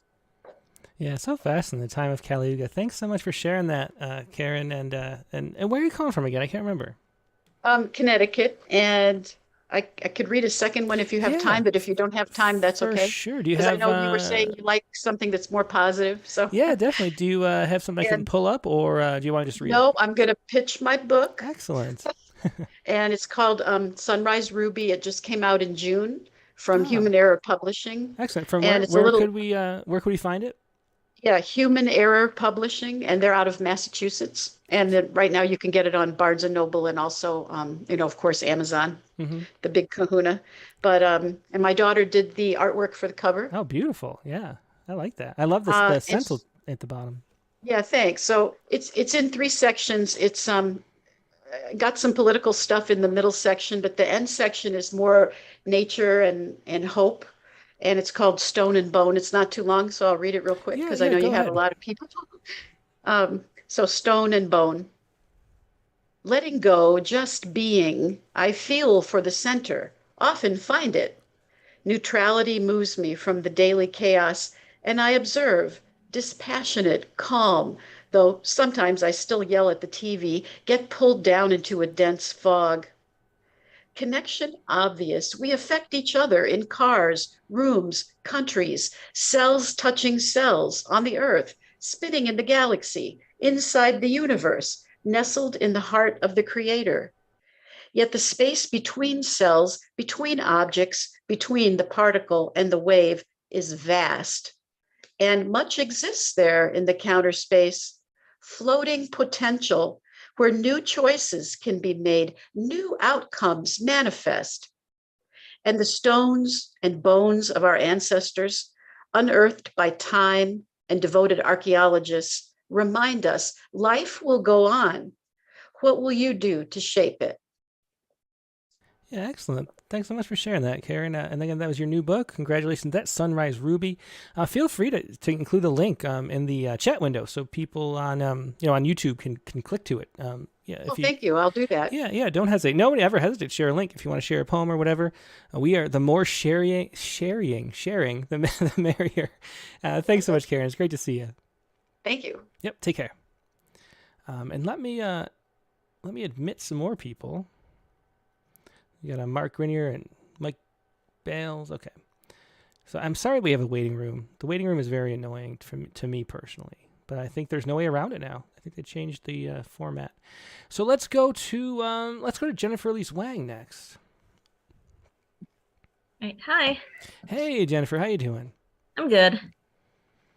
And so, what is it that you have for us this week? So I did the prompt poem since last week. I joked in the chat that I would write an obituary for the spam bot, and then I decided to do it. I came up with the idea.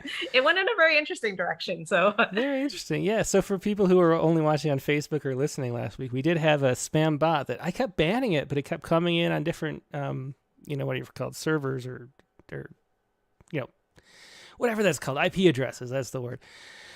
So anyway, it was like, well, we'll find out more about it right here, won't we? Yeah, and it kept popping up like everywhere I was watching different streams. Oh, really? So it's your fault, is what you're saying. I think that was part of the inspiration. Yeah. So it's called In Memory of Love Chat XYZ. Okay, go ahead. Your audacity was admirable, appearing without invitation, though you'd argue open meant all are welcome and could put in our 2 cents, or in your case, 5 comments in a row. All were welcome to engage with you, your emojis breaking language barriers, while simultaneously soliciting all sexual orientations and genders. Bot you might be, you had more humanity than some politicians. Those irreverent images might have interrupted actual conversation in the chat, but I almost prefer them to the silence that I fear would meet my readings. You made me feel seen and relevant and less alone in the vastness that is both cyberspace and reality. Like a reliable friend, you accompanied me to watch some surfing too. Although you remained off topic, at least you showed up. Now a part of me misses you, even though I was the one who dealt the deadly blow and clicked report. That's great. That did go in an interesting direction. Thanks for sharing that, Jennifer. Yeah, thank you. Yeah, always a pleasure. Let's go to Carla Schwartz next. Oops. Okay, can you hear me? Yeah. Hey, Carla, how you doing today? I'm okay. It's hot. Is it? Where are you now? Are you still up in Maine area or? Normally New Hampshire, but I was there this morning, and then I'm in Massachusetts today. Okay. And it was 100 degrees. Yikes, that is hot for the Northeast. Hot. Okay, so for tonight, I'll get 2 poems, but the first one I'll do the prompt poem, which is very short, and it's an obit for shame. It's called Shame's Obituary. Okay, do I have that? Yeah, I sent it to you. Oh, okay, 2 separate emails. I get you. Okay, here's Shame's Obituary. Go ahead. Okay, it's about time you're dead and buried. An eye for an eye. So many weep for you. Let me sweep them under whatever current of judgment you stir up. Too many have succumbed to the thought of you. Now you have 2. Shame on you. Interesting. Shaming shame. Interesting poem. Thanks for sharing that one, Carla. And then let's hear another one. Okay, so And that poem was kind of inspired by the fact that so many suicides, I think, come from people. Yeah, just social shaming is a real problem. I think the rates are double what they used to be, I mean, among teens anyway, which is just awful. Yeah. Okay. Now this is a happier poem. Okay. And it was just published in this magazine. I don't know if you can see it, but it's called Ibsen Street. Oh, yeah. 51. And it's called To Make a Pie. First, just imagine the blueberries, 1,000 blue pearls that slide into your cup as you play your fingers down the bush like harp strings. Oh, the slipping of berry to hand. Now imagine where those berries reside, on which deserted island. Will you swim the miles there or kayak? And how the wind might thwart or aid your journey. Now step into your boat and go. I made that pie, that blueberry pie, with wind.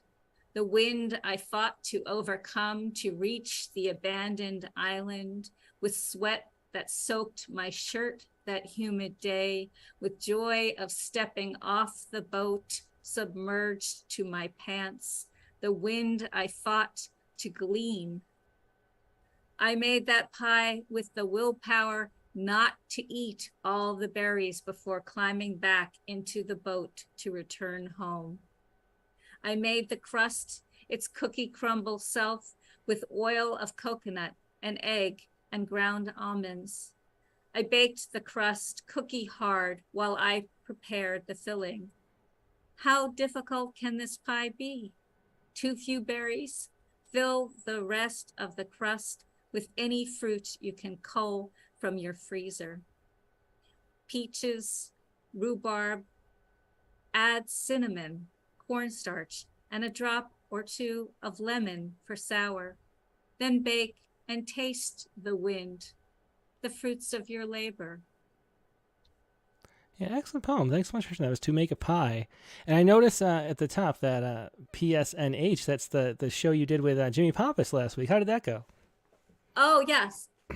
It went great. I read this poem, and actually one thing I did do, I can just show you here, is let's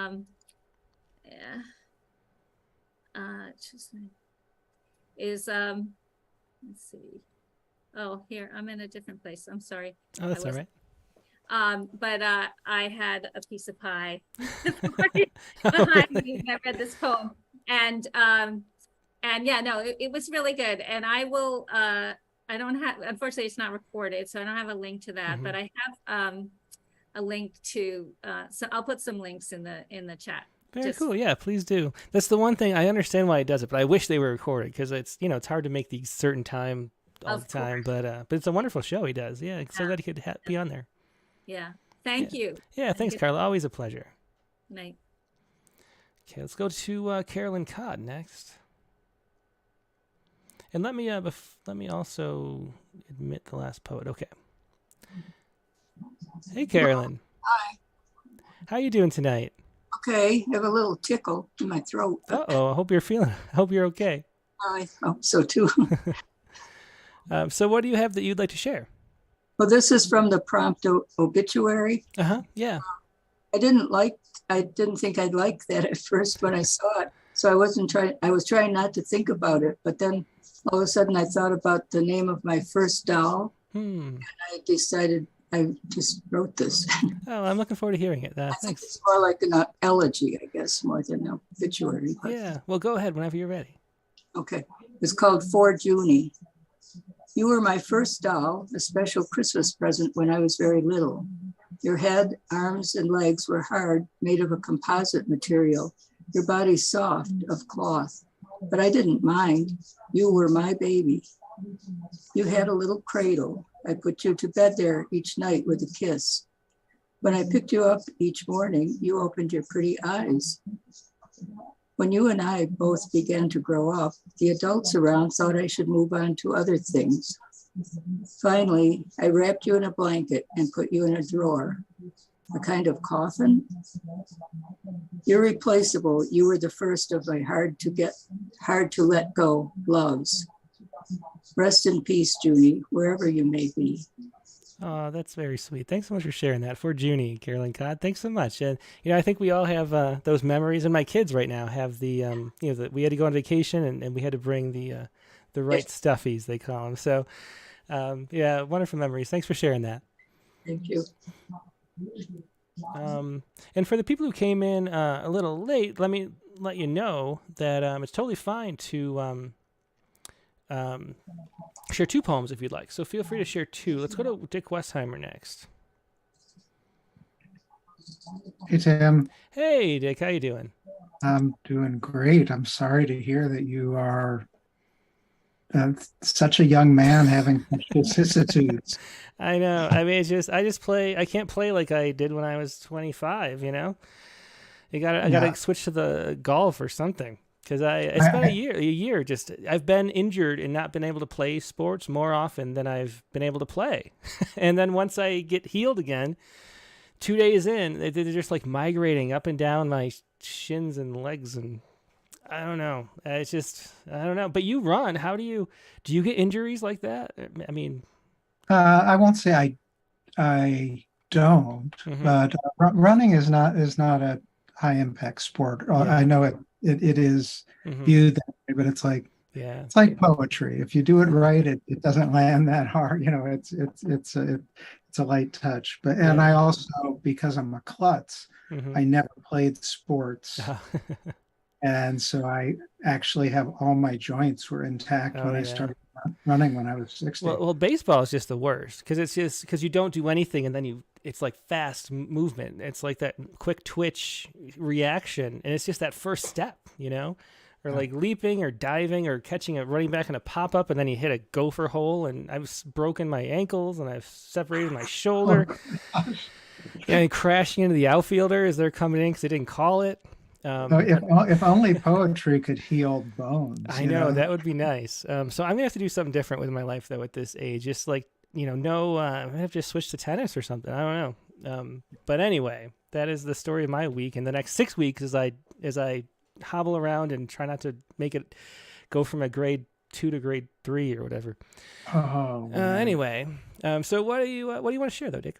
I actually sent you a couple of Poets Respond poems this week, and if since there's time, I'll read both of them. I'll start with Marking Time on a Faster Planet. Yeah, sure. We definitely have time for 2. Let me just pull them up. Okay. The marking, I'll just contextualize this. June 29th was the fastest day. The Earth spun the fastest of any day since they've been measuring with atomic clocks back in the 60s. Yeah, something's happening. They're increasing every. It might have to do with the poles shifting, the magnetic poles. Could, but it's days are much longer than they were, 400 or 500 million years ago. So this is 40 or what's it been 60 years is just not a interval that you can actually. Oh yeah, for sure. But there's a trend in that record breaking. It's spinning faster and faster by fractions of a fraction of a fraction of a second, but still. Fractions of a second, microseconds, I think it is, which or milliseconds. Milliseconds, yeah, 1.59 milliseconds faster. Right. I have the article up here. I could have been showing it. Yeah. Yeah. Of course, the headlines are breathless. You think you have less time than you had before? You're right. Yeah, exactly. Yeah, that's funny. I didn't go there. And I struggled with epigraphs. And there was just no one better than the Heraclitus. No one ever steps in the same river twice, as cliche as it is. For sure. So, okay, well, go ahead. Yeah. Marking time on a faster planet. The planet spins tipsy like a half-drunk top, leans heavy on its axis as it careers through space. It holds fast as a child would to an indifferent mother star, which too is trying to find its way through unknowable places. We think the world comes round again to where it was, and gives us another chance at getting it right, at forgiveness, at love. But no, we spiral, attached to this earth as it and the sun do a paso doble, two-step twirl on the galactic dance floor. All of us are captive to the gravity of it all as we each whirl, each day faster than the last. Time, it turns out, is not measured by chiming bells or the ticking of pocket watches or even an atom oscillating in a giant clock. It is marked by us unceasingly leaving a place we can never get back to, us knowing there will not be another chance to be kind. Yeah, great ending in that one, marking time on a faster planet. And what's the other one that you wanted to share? The other one was creative destruction deep in the Imperium. And I'm pretty obsessed with the James Webb images. Mm-hmm. The one that was released last week. Well, oh gosh, what was it? I've forgotten already. Well, Cartwheel Galaxy, which was formed by the crashing of two galaxies into each other, pancake style. Wow, like on the same plane. Yeah. On the same plane and lined up perfectly. And it created this sort of Ferris wheel looking like a fair. And the image of it has spokes, like it's a spoken hub. And there's just all sorts of amazing. That is fascinating. Yeah, we're looking at it now on YouTube anyway. Yeah. Yeah, so there's so much information that they're getting just from that picture about star formation. But anyway, I digress. This is a poem that's not exactly about that. Creative destruction deep in the Imperium. Who knows what shape a relationship takes when two cosmic lovers hunger for touch? Will one pass through the other like dark matter passes through the night? Or will they nova into a nuclear storm, send great pulses of radiation unbound into space? Or maybe they'll meet like contra dancers spun together, their moment of motion synchronized, both partners laid back in a sweep and swing of arms and the gravity of hands holding on. Maybe they crashed together as we did, like great surging liquid starlight, whirlpooled as one, making great standing waves of heat and the fiery incandescence of birthing new life. The stuff of us burning out and in and out and into existence, and finally becoming an unstable galaxy of living and pain and darkness and light. We almost novaed, neared a critical mass of high energy particles of ire, but spokes of our luminous friendships bound one hub to one unwinding wheel, and 100 million light years of healing, of clogged up hearts and troubled minds set us to this slow roll, an ethereal cartwheel that will hold its tenuous shape until the end of our days. Yeah, great extended metaphor there, Dick. Thanks for sharing that. That was a creative destruction deep in the Empyrean. Yeah, thanks for sharing that. Thanks, Tim. It's always a pleasure. Yeah, it definitely is. Thanks, Dick. Bye. Bye. Let's go next to Mike Bales.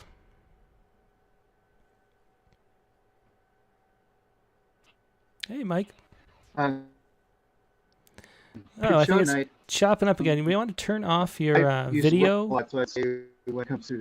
Yeah, hey Mike, do you want to turn off your video? Because I think the it's too much bandwidth. So just stop video and just talk. Can you hear me now? It's very choppy. So just turn off your video. Okay. Hit the stop video, and then we'll just listen to you. That should clear it up.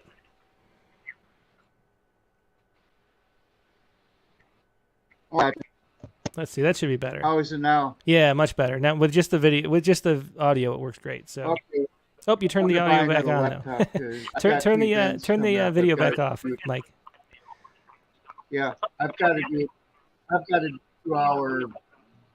I've got to do a 2 hour Zoom thing. That's one of my events to promote my book. Mm-hmm. Then I'm doing in-person thing at the Wilton Public Library. But I wrote you some good news. The day of relief when the grain shipments started from Ukraine. Oh, great. Yeah. Why don't you go ahead? The audio is a little better now, so why don't you go ahead and do it? Day of relief.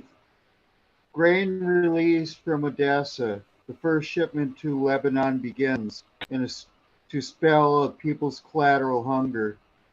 A completion of talks between Washington and Moscow spurred conversations about the common good. Why must the world hunger as it pays the price for war? Ukraine farmers with soiled hands in homes and fields waited for fruition of their efforts to feed another nation after guns laid down. The ship spent 3 hours edging its way past the danger, the landmines in the harbor, reminders of a conflict waged by oligarchs, impelled of hate and misplaced ambition.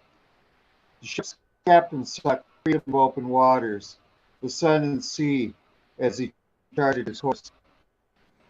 Yeah, thanks for sharing that, Mike. That was Day of Relief. Yeah, appreciate it. Good poem. Let's go next to Brent Stauffer. Okay. Oh, what's that?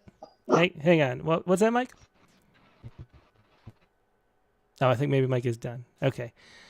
Yeah, go ahead and unmute yourself there, Brent. Okay. There we go. Yeah, good to see you. How you doing today? Oh, good to see you. I'm doing great. Really fun and informative and illuminating show. Yeah, that was. It's a totally different way of approaching poetry than most contributors do. So it was really fun to talk about. Yeah, the whole there's I think it's a little more nuanced than all gatekeeping is bad. Mm-hmm. I think some gatekeeping can be instrumental and helpful, but in general, it's not. Yeah, well, I think magazines and stuff and publishers should be curators. It's not like keeping things out. Yeah. It's like highlighting things that are worth reading, and then you have, establish a sort of a trust that what they're going to share is worth reading, and it tastes the line and things like that. And that's how it should be thought of, I think, as a curation. And as there's more and more content, there's more and more need for curation. Like talking about the way the way the algorithms took over, it's because there's so much content it had to be curated, and so the algorithms curate it, but editors, that's what we do too.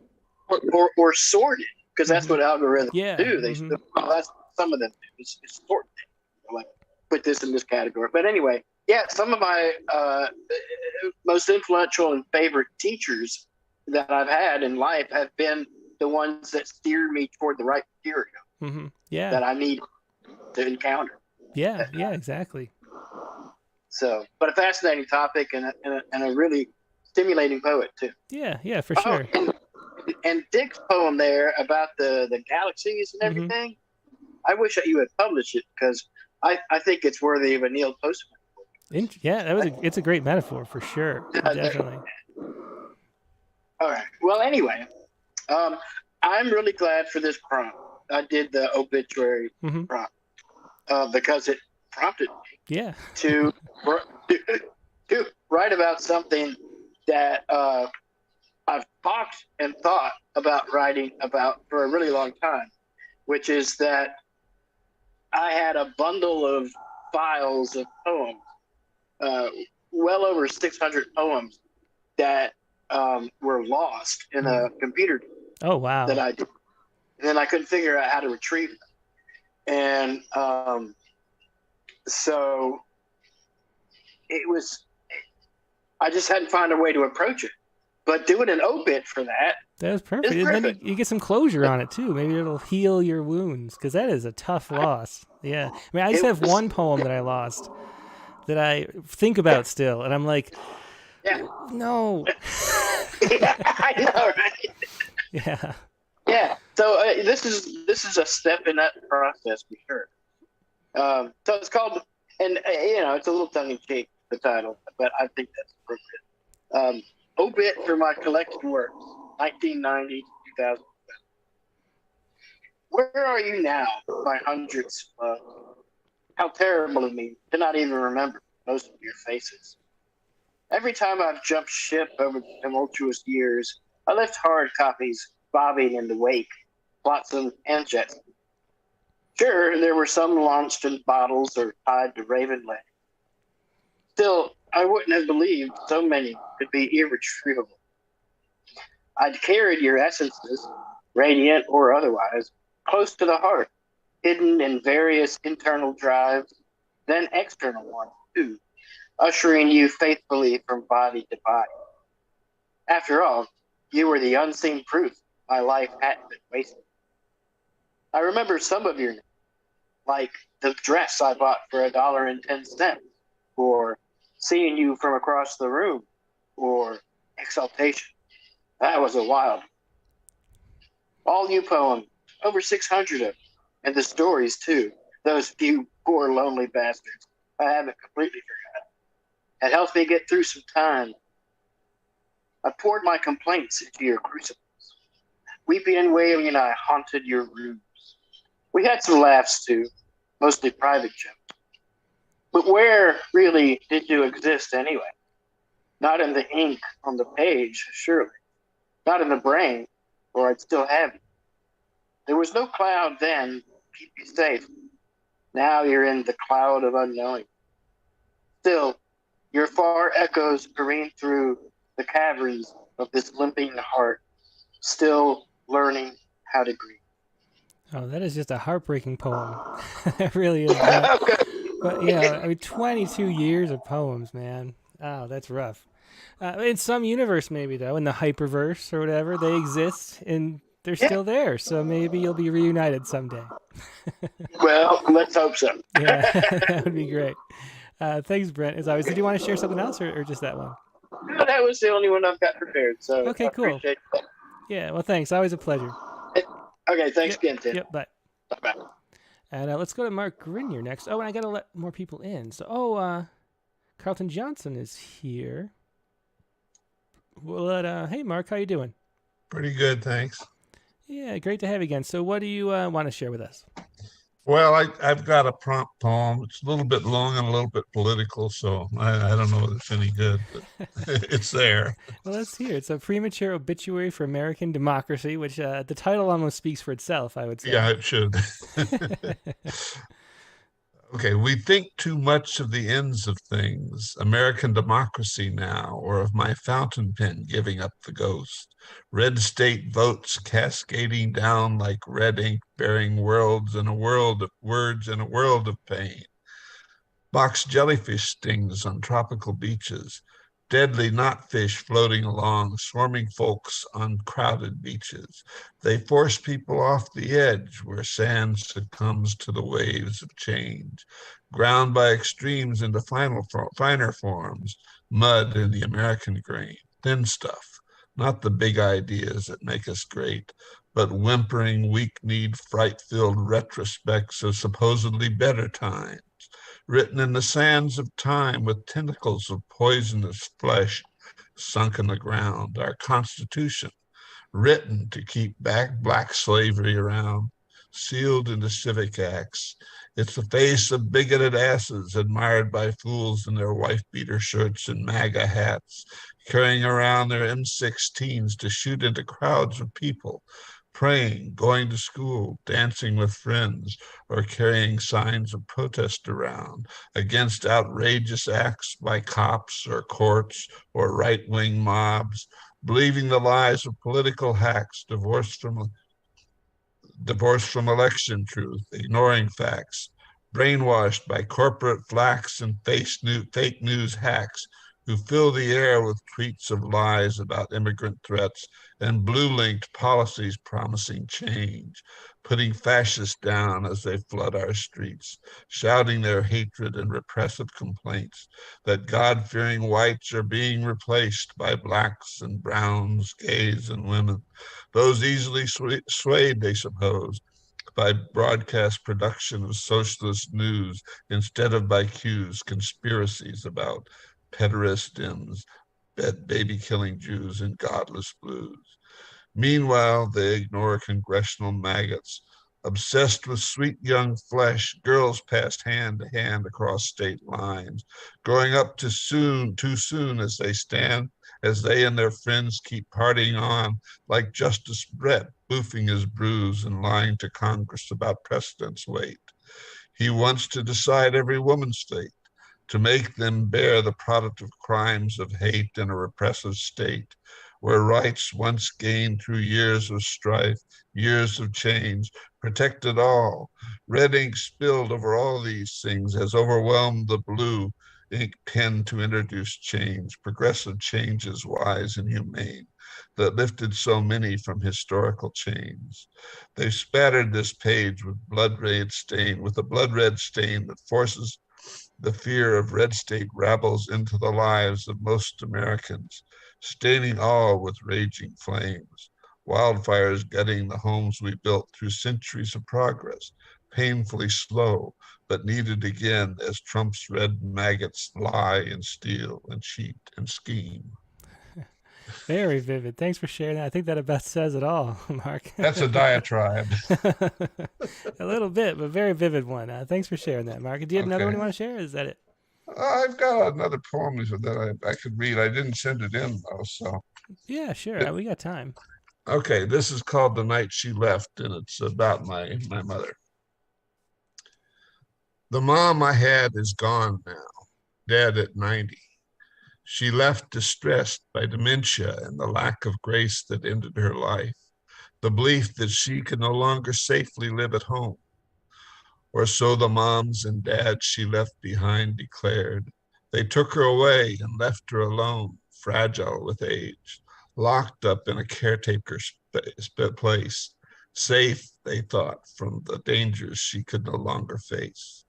She liked control, as do we all, the ability to keep and hold, to live at home, managing lives as she had her children's lives in difficult times, protecting them from economic pain and warfare's ruin, from atomic hate and a world gone mad, from lack of faith in love and strength, in minds and bodies that end in death, in dying alone in a hospital bed, unable to stand in the dark of night while losing speech, left near naked in that lonely space, where I sat by and watched as the quiet hours passed on that final day, that night of loss.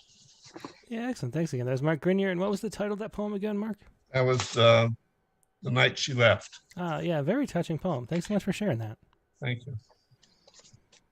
Okay. And now Carlton Johnson's here, but we can't seem to connect. So don't worry, Carlton. I will read your poem for you. I think I'm going to close the Zoom. And we'll get to some extra poems this week. We have here's Carlton Johnson's poem. This is Dreams of My Dad or Father. So let's give a read to this one. Dreams of my dad or father. Last night I saw my father in the blue seersucker sports coat he wore in the summer. We sat and chatted about my terminal condition.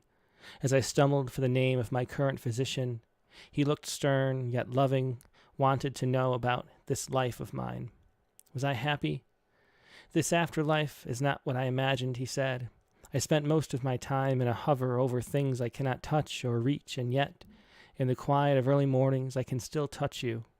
I woke to the sound of rain peeling on the rooftop. As I washed off the last of the sleep from my eyes, I looked into the mirror, happy to see my father in my reflection.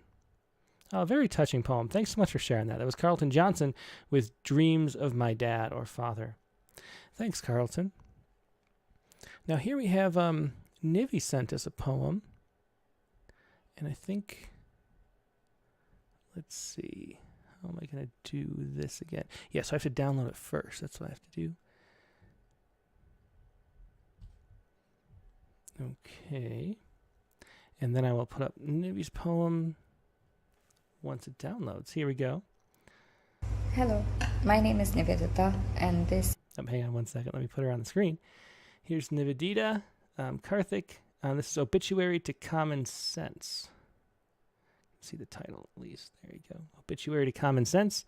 And let me pull the poem up as well. This is Nivedita's prompt poem. So here we go, Nivi. Let's hear it.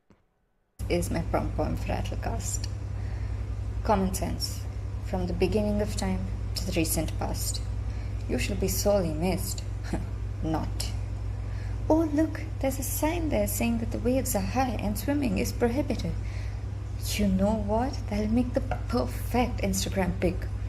You really don't want to do that. You may catch pneumonia, or worse, drown. Don't underestimate the importance of a good photo on Instagram.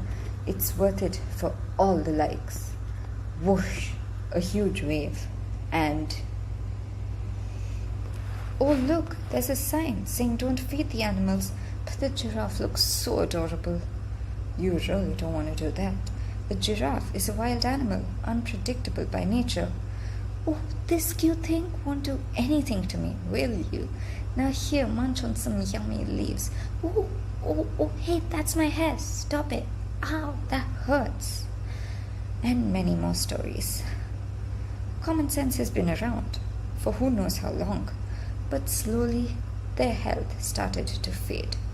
It began when teachers were reprimanded for doing something as simple as their job by parents who did not do theirs in controlling their kids. It worsened when they realized that entitlement was the name of the game. It sunk into a deep coma the day they realized that women have no say in anything, despite having been their closest friend and confidant. Yet common sense did not leave this world alone. They took with them their entire family. Reason, responsibility, respect, trust, and truth. Common sense is survived by blame, victimization, immediacy, and unfounded righteousness. Thank you. Yeah, thanks as always. That was Obituary to Common Sense. A very good poem for these days as well, by Nivedita Karthik. From the beginning of time to the recent past. Thanks for sharing that, Nivi. And now let's see. Let's do Ted Guevara's poem. We have another poem. We have two more poems to do. Got one from Ted Guevara and one from Cheryl Waitkovich that they asked me to read. This is Ted Guevara's poem, and this is Conscience 278,000. I'm not sure what this is. We'll see. We'll see what this is. Here we go. Okay. Conscience 278K, I guess. Former world resident Conscience. Oh, there's a little... so this is a year according to Alexander Ocasio-Cortez is the next date here. So that's what this means. So, Conscience 278K. Former world resident Conscience. 278,812-year-old died on November 23rd, 2029 at his home in Eye-Level, Texas. At his request, there will be no service held. If so, please don't place ribbons on the lawn to entangle with Caliber Conscience's dog. He would waggle and break all the king's holies. They're stagnant and cannot fend for themselves, these flowers. Conscience had a green soul, which he preferred over Thumb. Thumb is so tiny, he thought, and so under. Conscience worked at the eye-level target for 59 years until his death, uncaused by boredom. His supervisor said that Conscience had requested to be a greeter, to make people happier as they browse and shop needlessly. The supervisor said of Conscience's wish that it was the other store's thing. Conscience leaves a wife, Blythe Prostata, of also 59 years. She is the brunt of his request. Conscience has footnoted someplace that in her superficial existence and maybe entrepreneurial Lancome skills, she has no will to prepare even a small service. Conscience departs some 1.5 million relatives. If only 1/4% of them would visit, there's still no way for the wife to muster 1/8 of an acre of cake.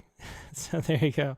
That is Conscience 278K by Ted Bernal Guevara. Thanks for sharing that, Ted. Amusing as always, his obituary poem. And let's see. And we have another poem from, this is from Cheryl Waitkovich, who I guess can't be here live, but sent this poem in as the obituary, I believe. Yeah, the open mic poem for obituary. This is Mystery. So I'll read this one too. Mystery. Mystery died singing on September 16th, 2009. It had been sleeping in. It was not yet light. The wind in the trees was confused by such lonesome stirrings, had startled old men, and picking fruit the day before, they had heard the last chorus of leaves. Mystery was carried to the grotto with ears strung across a ladder of optimism. Someone hung wind chimes for company, hopeful, though pillowcases covered each quiet dangling. The people left standing asked if mystery was all for nothing. They asked if singing was nothing at all.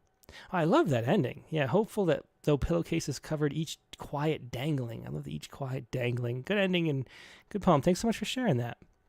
It's a first-time share by Cheryl Waitkovich. Let me see. So that is going to be it for today. Thanks, everybody, for joining me. It's been a really fun show, as it always is. I really appreciate your company. The Sciku. It's time for the Sciku. And the Sciku this week was based on this story right here, which is it made it to, mainstream news. So you might have seen this story already.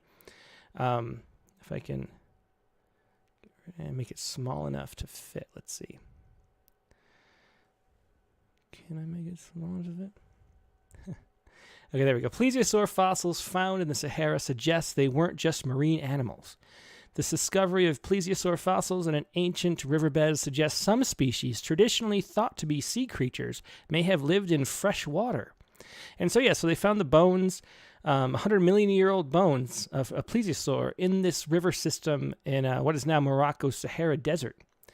And for fans of the Loch Ness Monster, which I was as a little kid, this makes the Loch Ness Monster actually kind of plausible because at least there is a creature that's a freshwater plesiosaur. So that is the article for this week, and here is the Sciku. Something big slipping beneath the surface waves. Something big slipping beneath the surface waves. To try to channel my 12-year-old unsolved mystery fan sensibility there. There is a cool theory about the Loch Ness Monster. I kind of like that that they're actually freshwater eels, that they have especially large freshwater eels. I think it's the plot of a book I read, maybe. Or maybe a movie? Or maybe a documentary? I don't know. I read something or watched something. And the idea is that they realize that. All the people know that that's what they really are. But nobody wants to know because it's not good for tourism. So they kind of keep it a secret that they're really freshwater eels that occasionally surface. I don't really believe that, but I think it's more plausible than a plesiosaur. What can you do? Anyway, that is the Sciku for this week, and that is the show for this week. So glad you could join me. Next week's guest in the Rattlecast is going to be Katie Porter. Oh, wait, let me know. Before I say Katie Porter, let me show you what the prompt for next week is going to be. The prompt for next week is going to be, this is another one of Megan's prompts. We're going back to a Megan prompt this time, and this is right here. Write about a time you were a stranger in a strange land. That is the prompt for this week. Write about a time you were a stranger in a strange land. And now the guest for next week is going to be, like I said, Katie Porter. Katie is a local, she does so much for poetry in the Inland Empire area of Southern California.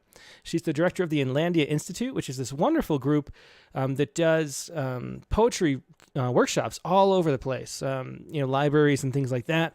They have, books they put out. They have an award. They publish. It's a press. They have a new office that's also a library now. Just a wonderful thing. And she's also the editor of Poemelian, the poetry journal online. It's been for 15 years or so. And her newest book just out is Novel. And it's interesting, speaking about happy poems, these poems are light and kind of fun, unusually. So it's going to be fun reading these poems from Novel by Katie Porter. That is next week, Rattlecast number 155, with a prompt, write about a time you were a stranger in a strange land. All that is going to be Monday, August 15th at the regular time, 8 p.m. Eastern, 5 p.m. Pacific. Hope to see you then. Hope you have a great week. I'll see you for Critique of the Week, and just take care in the meantime. Talk to you later. Goodbye.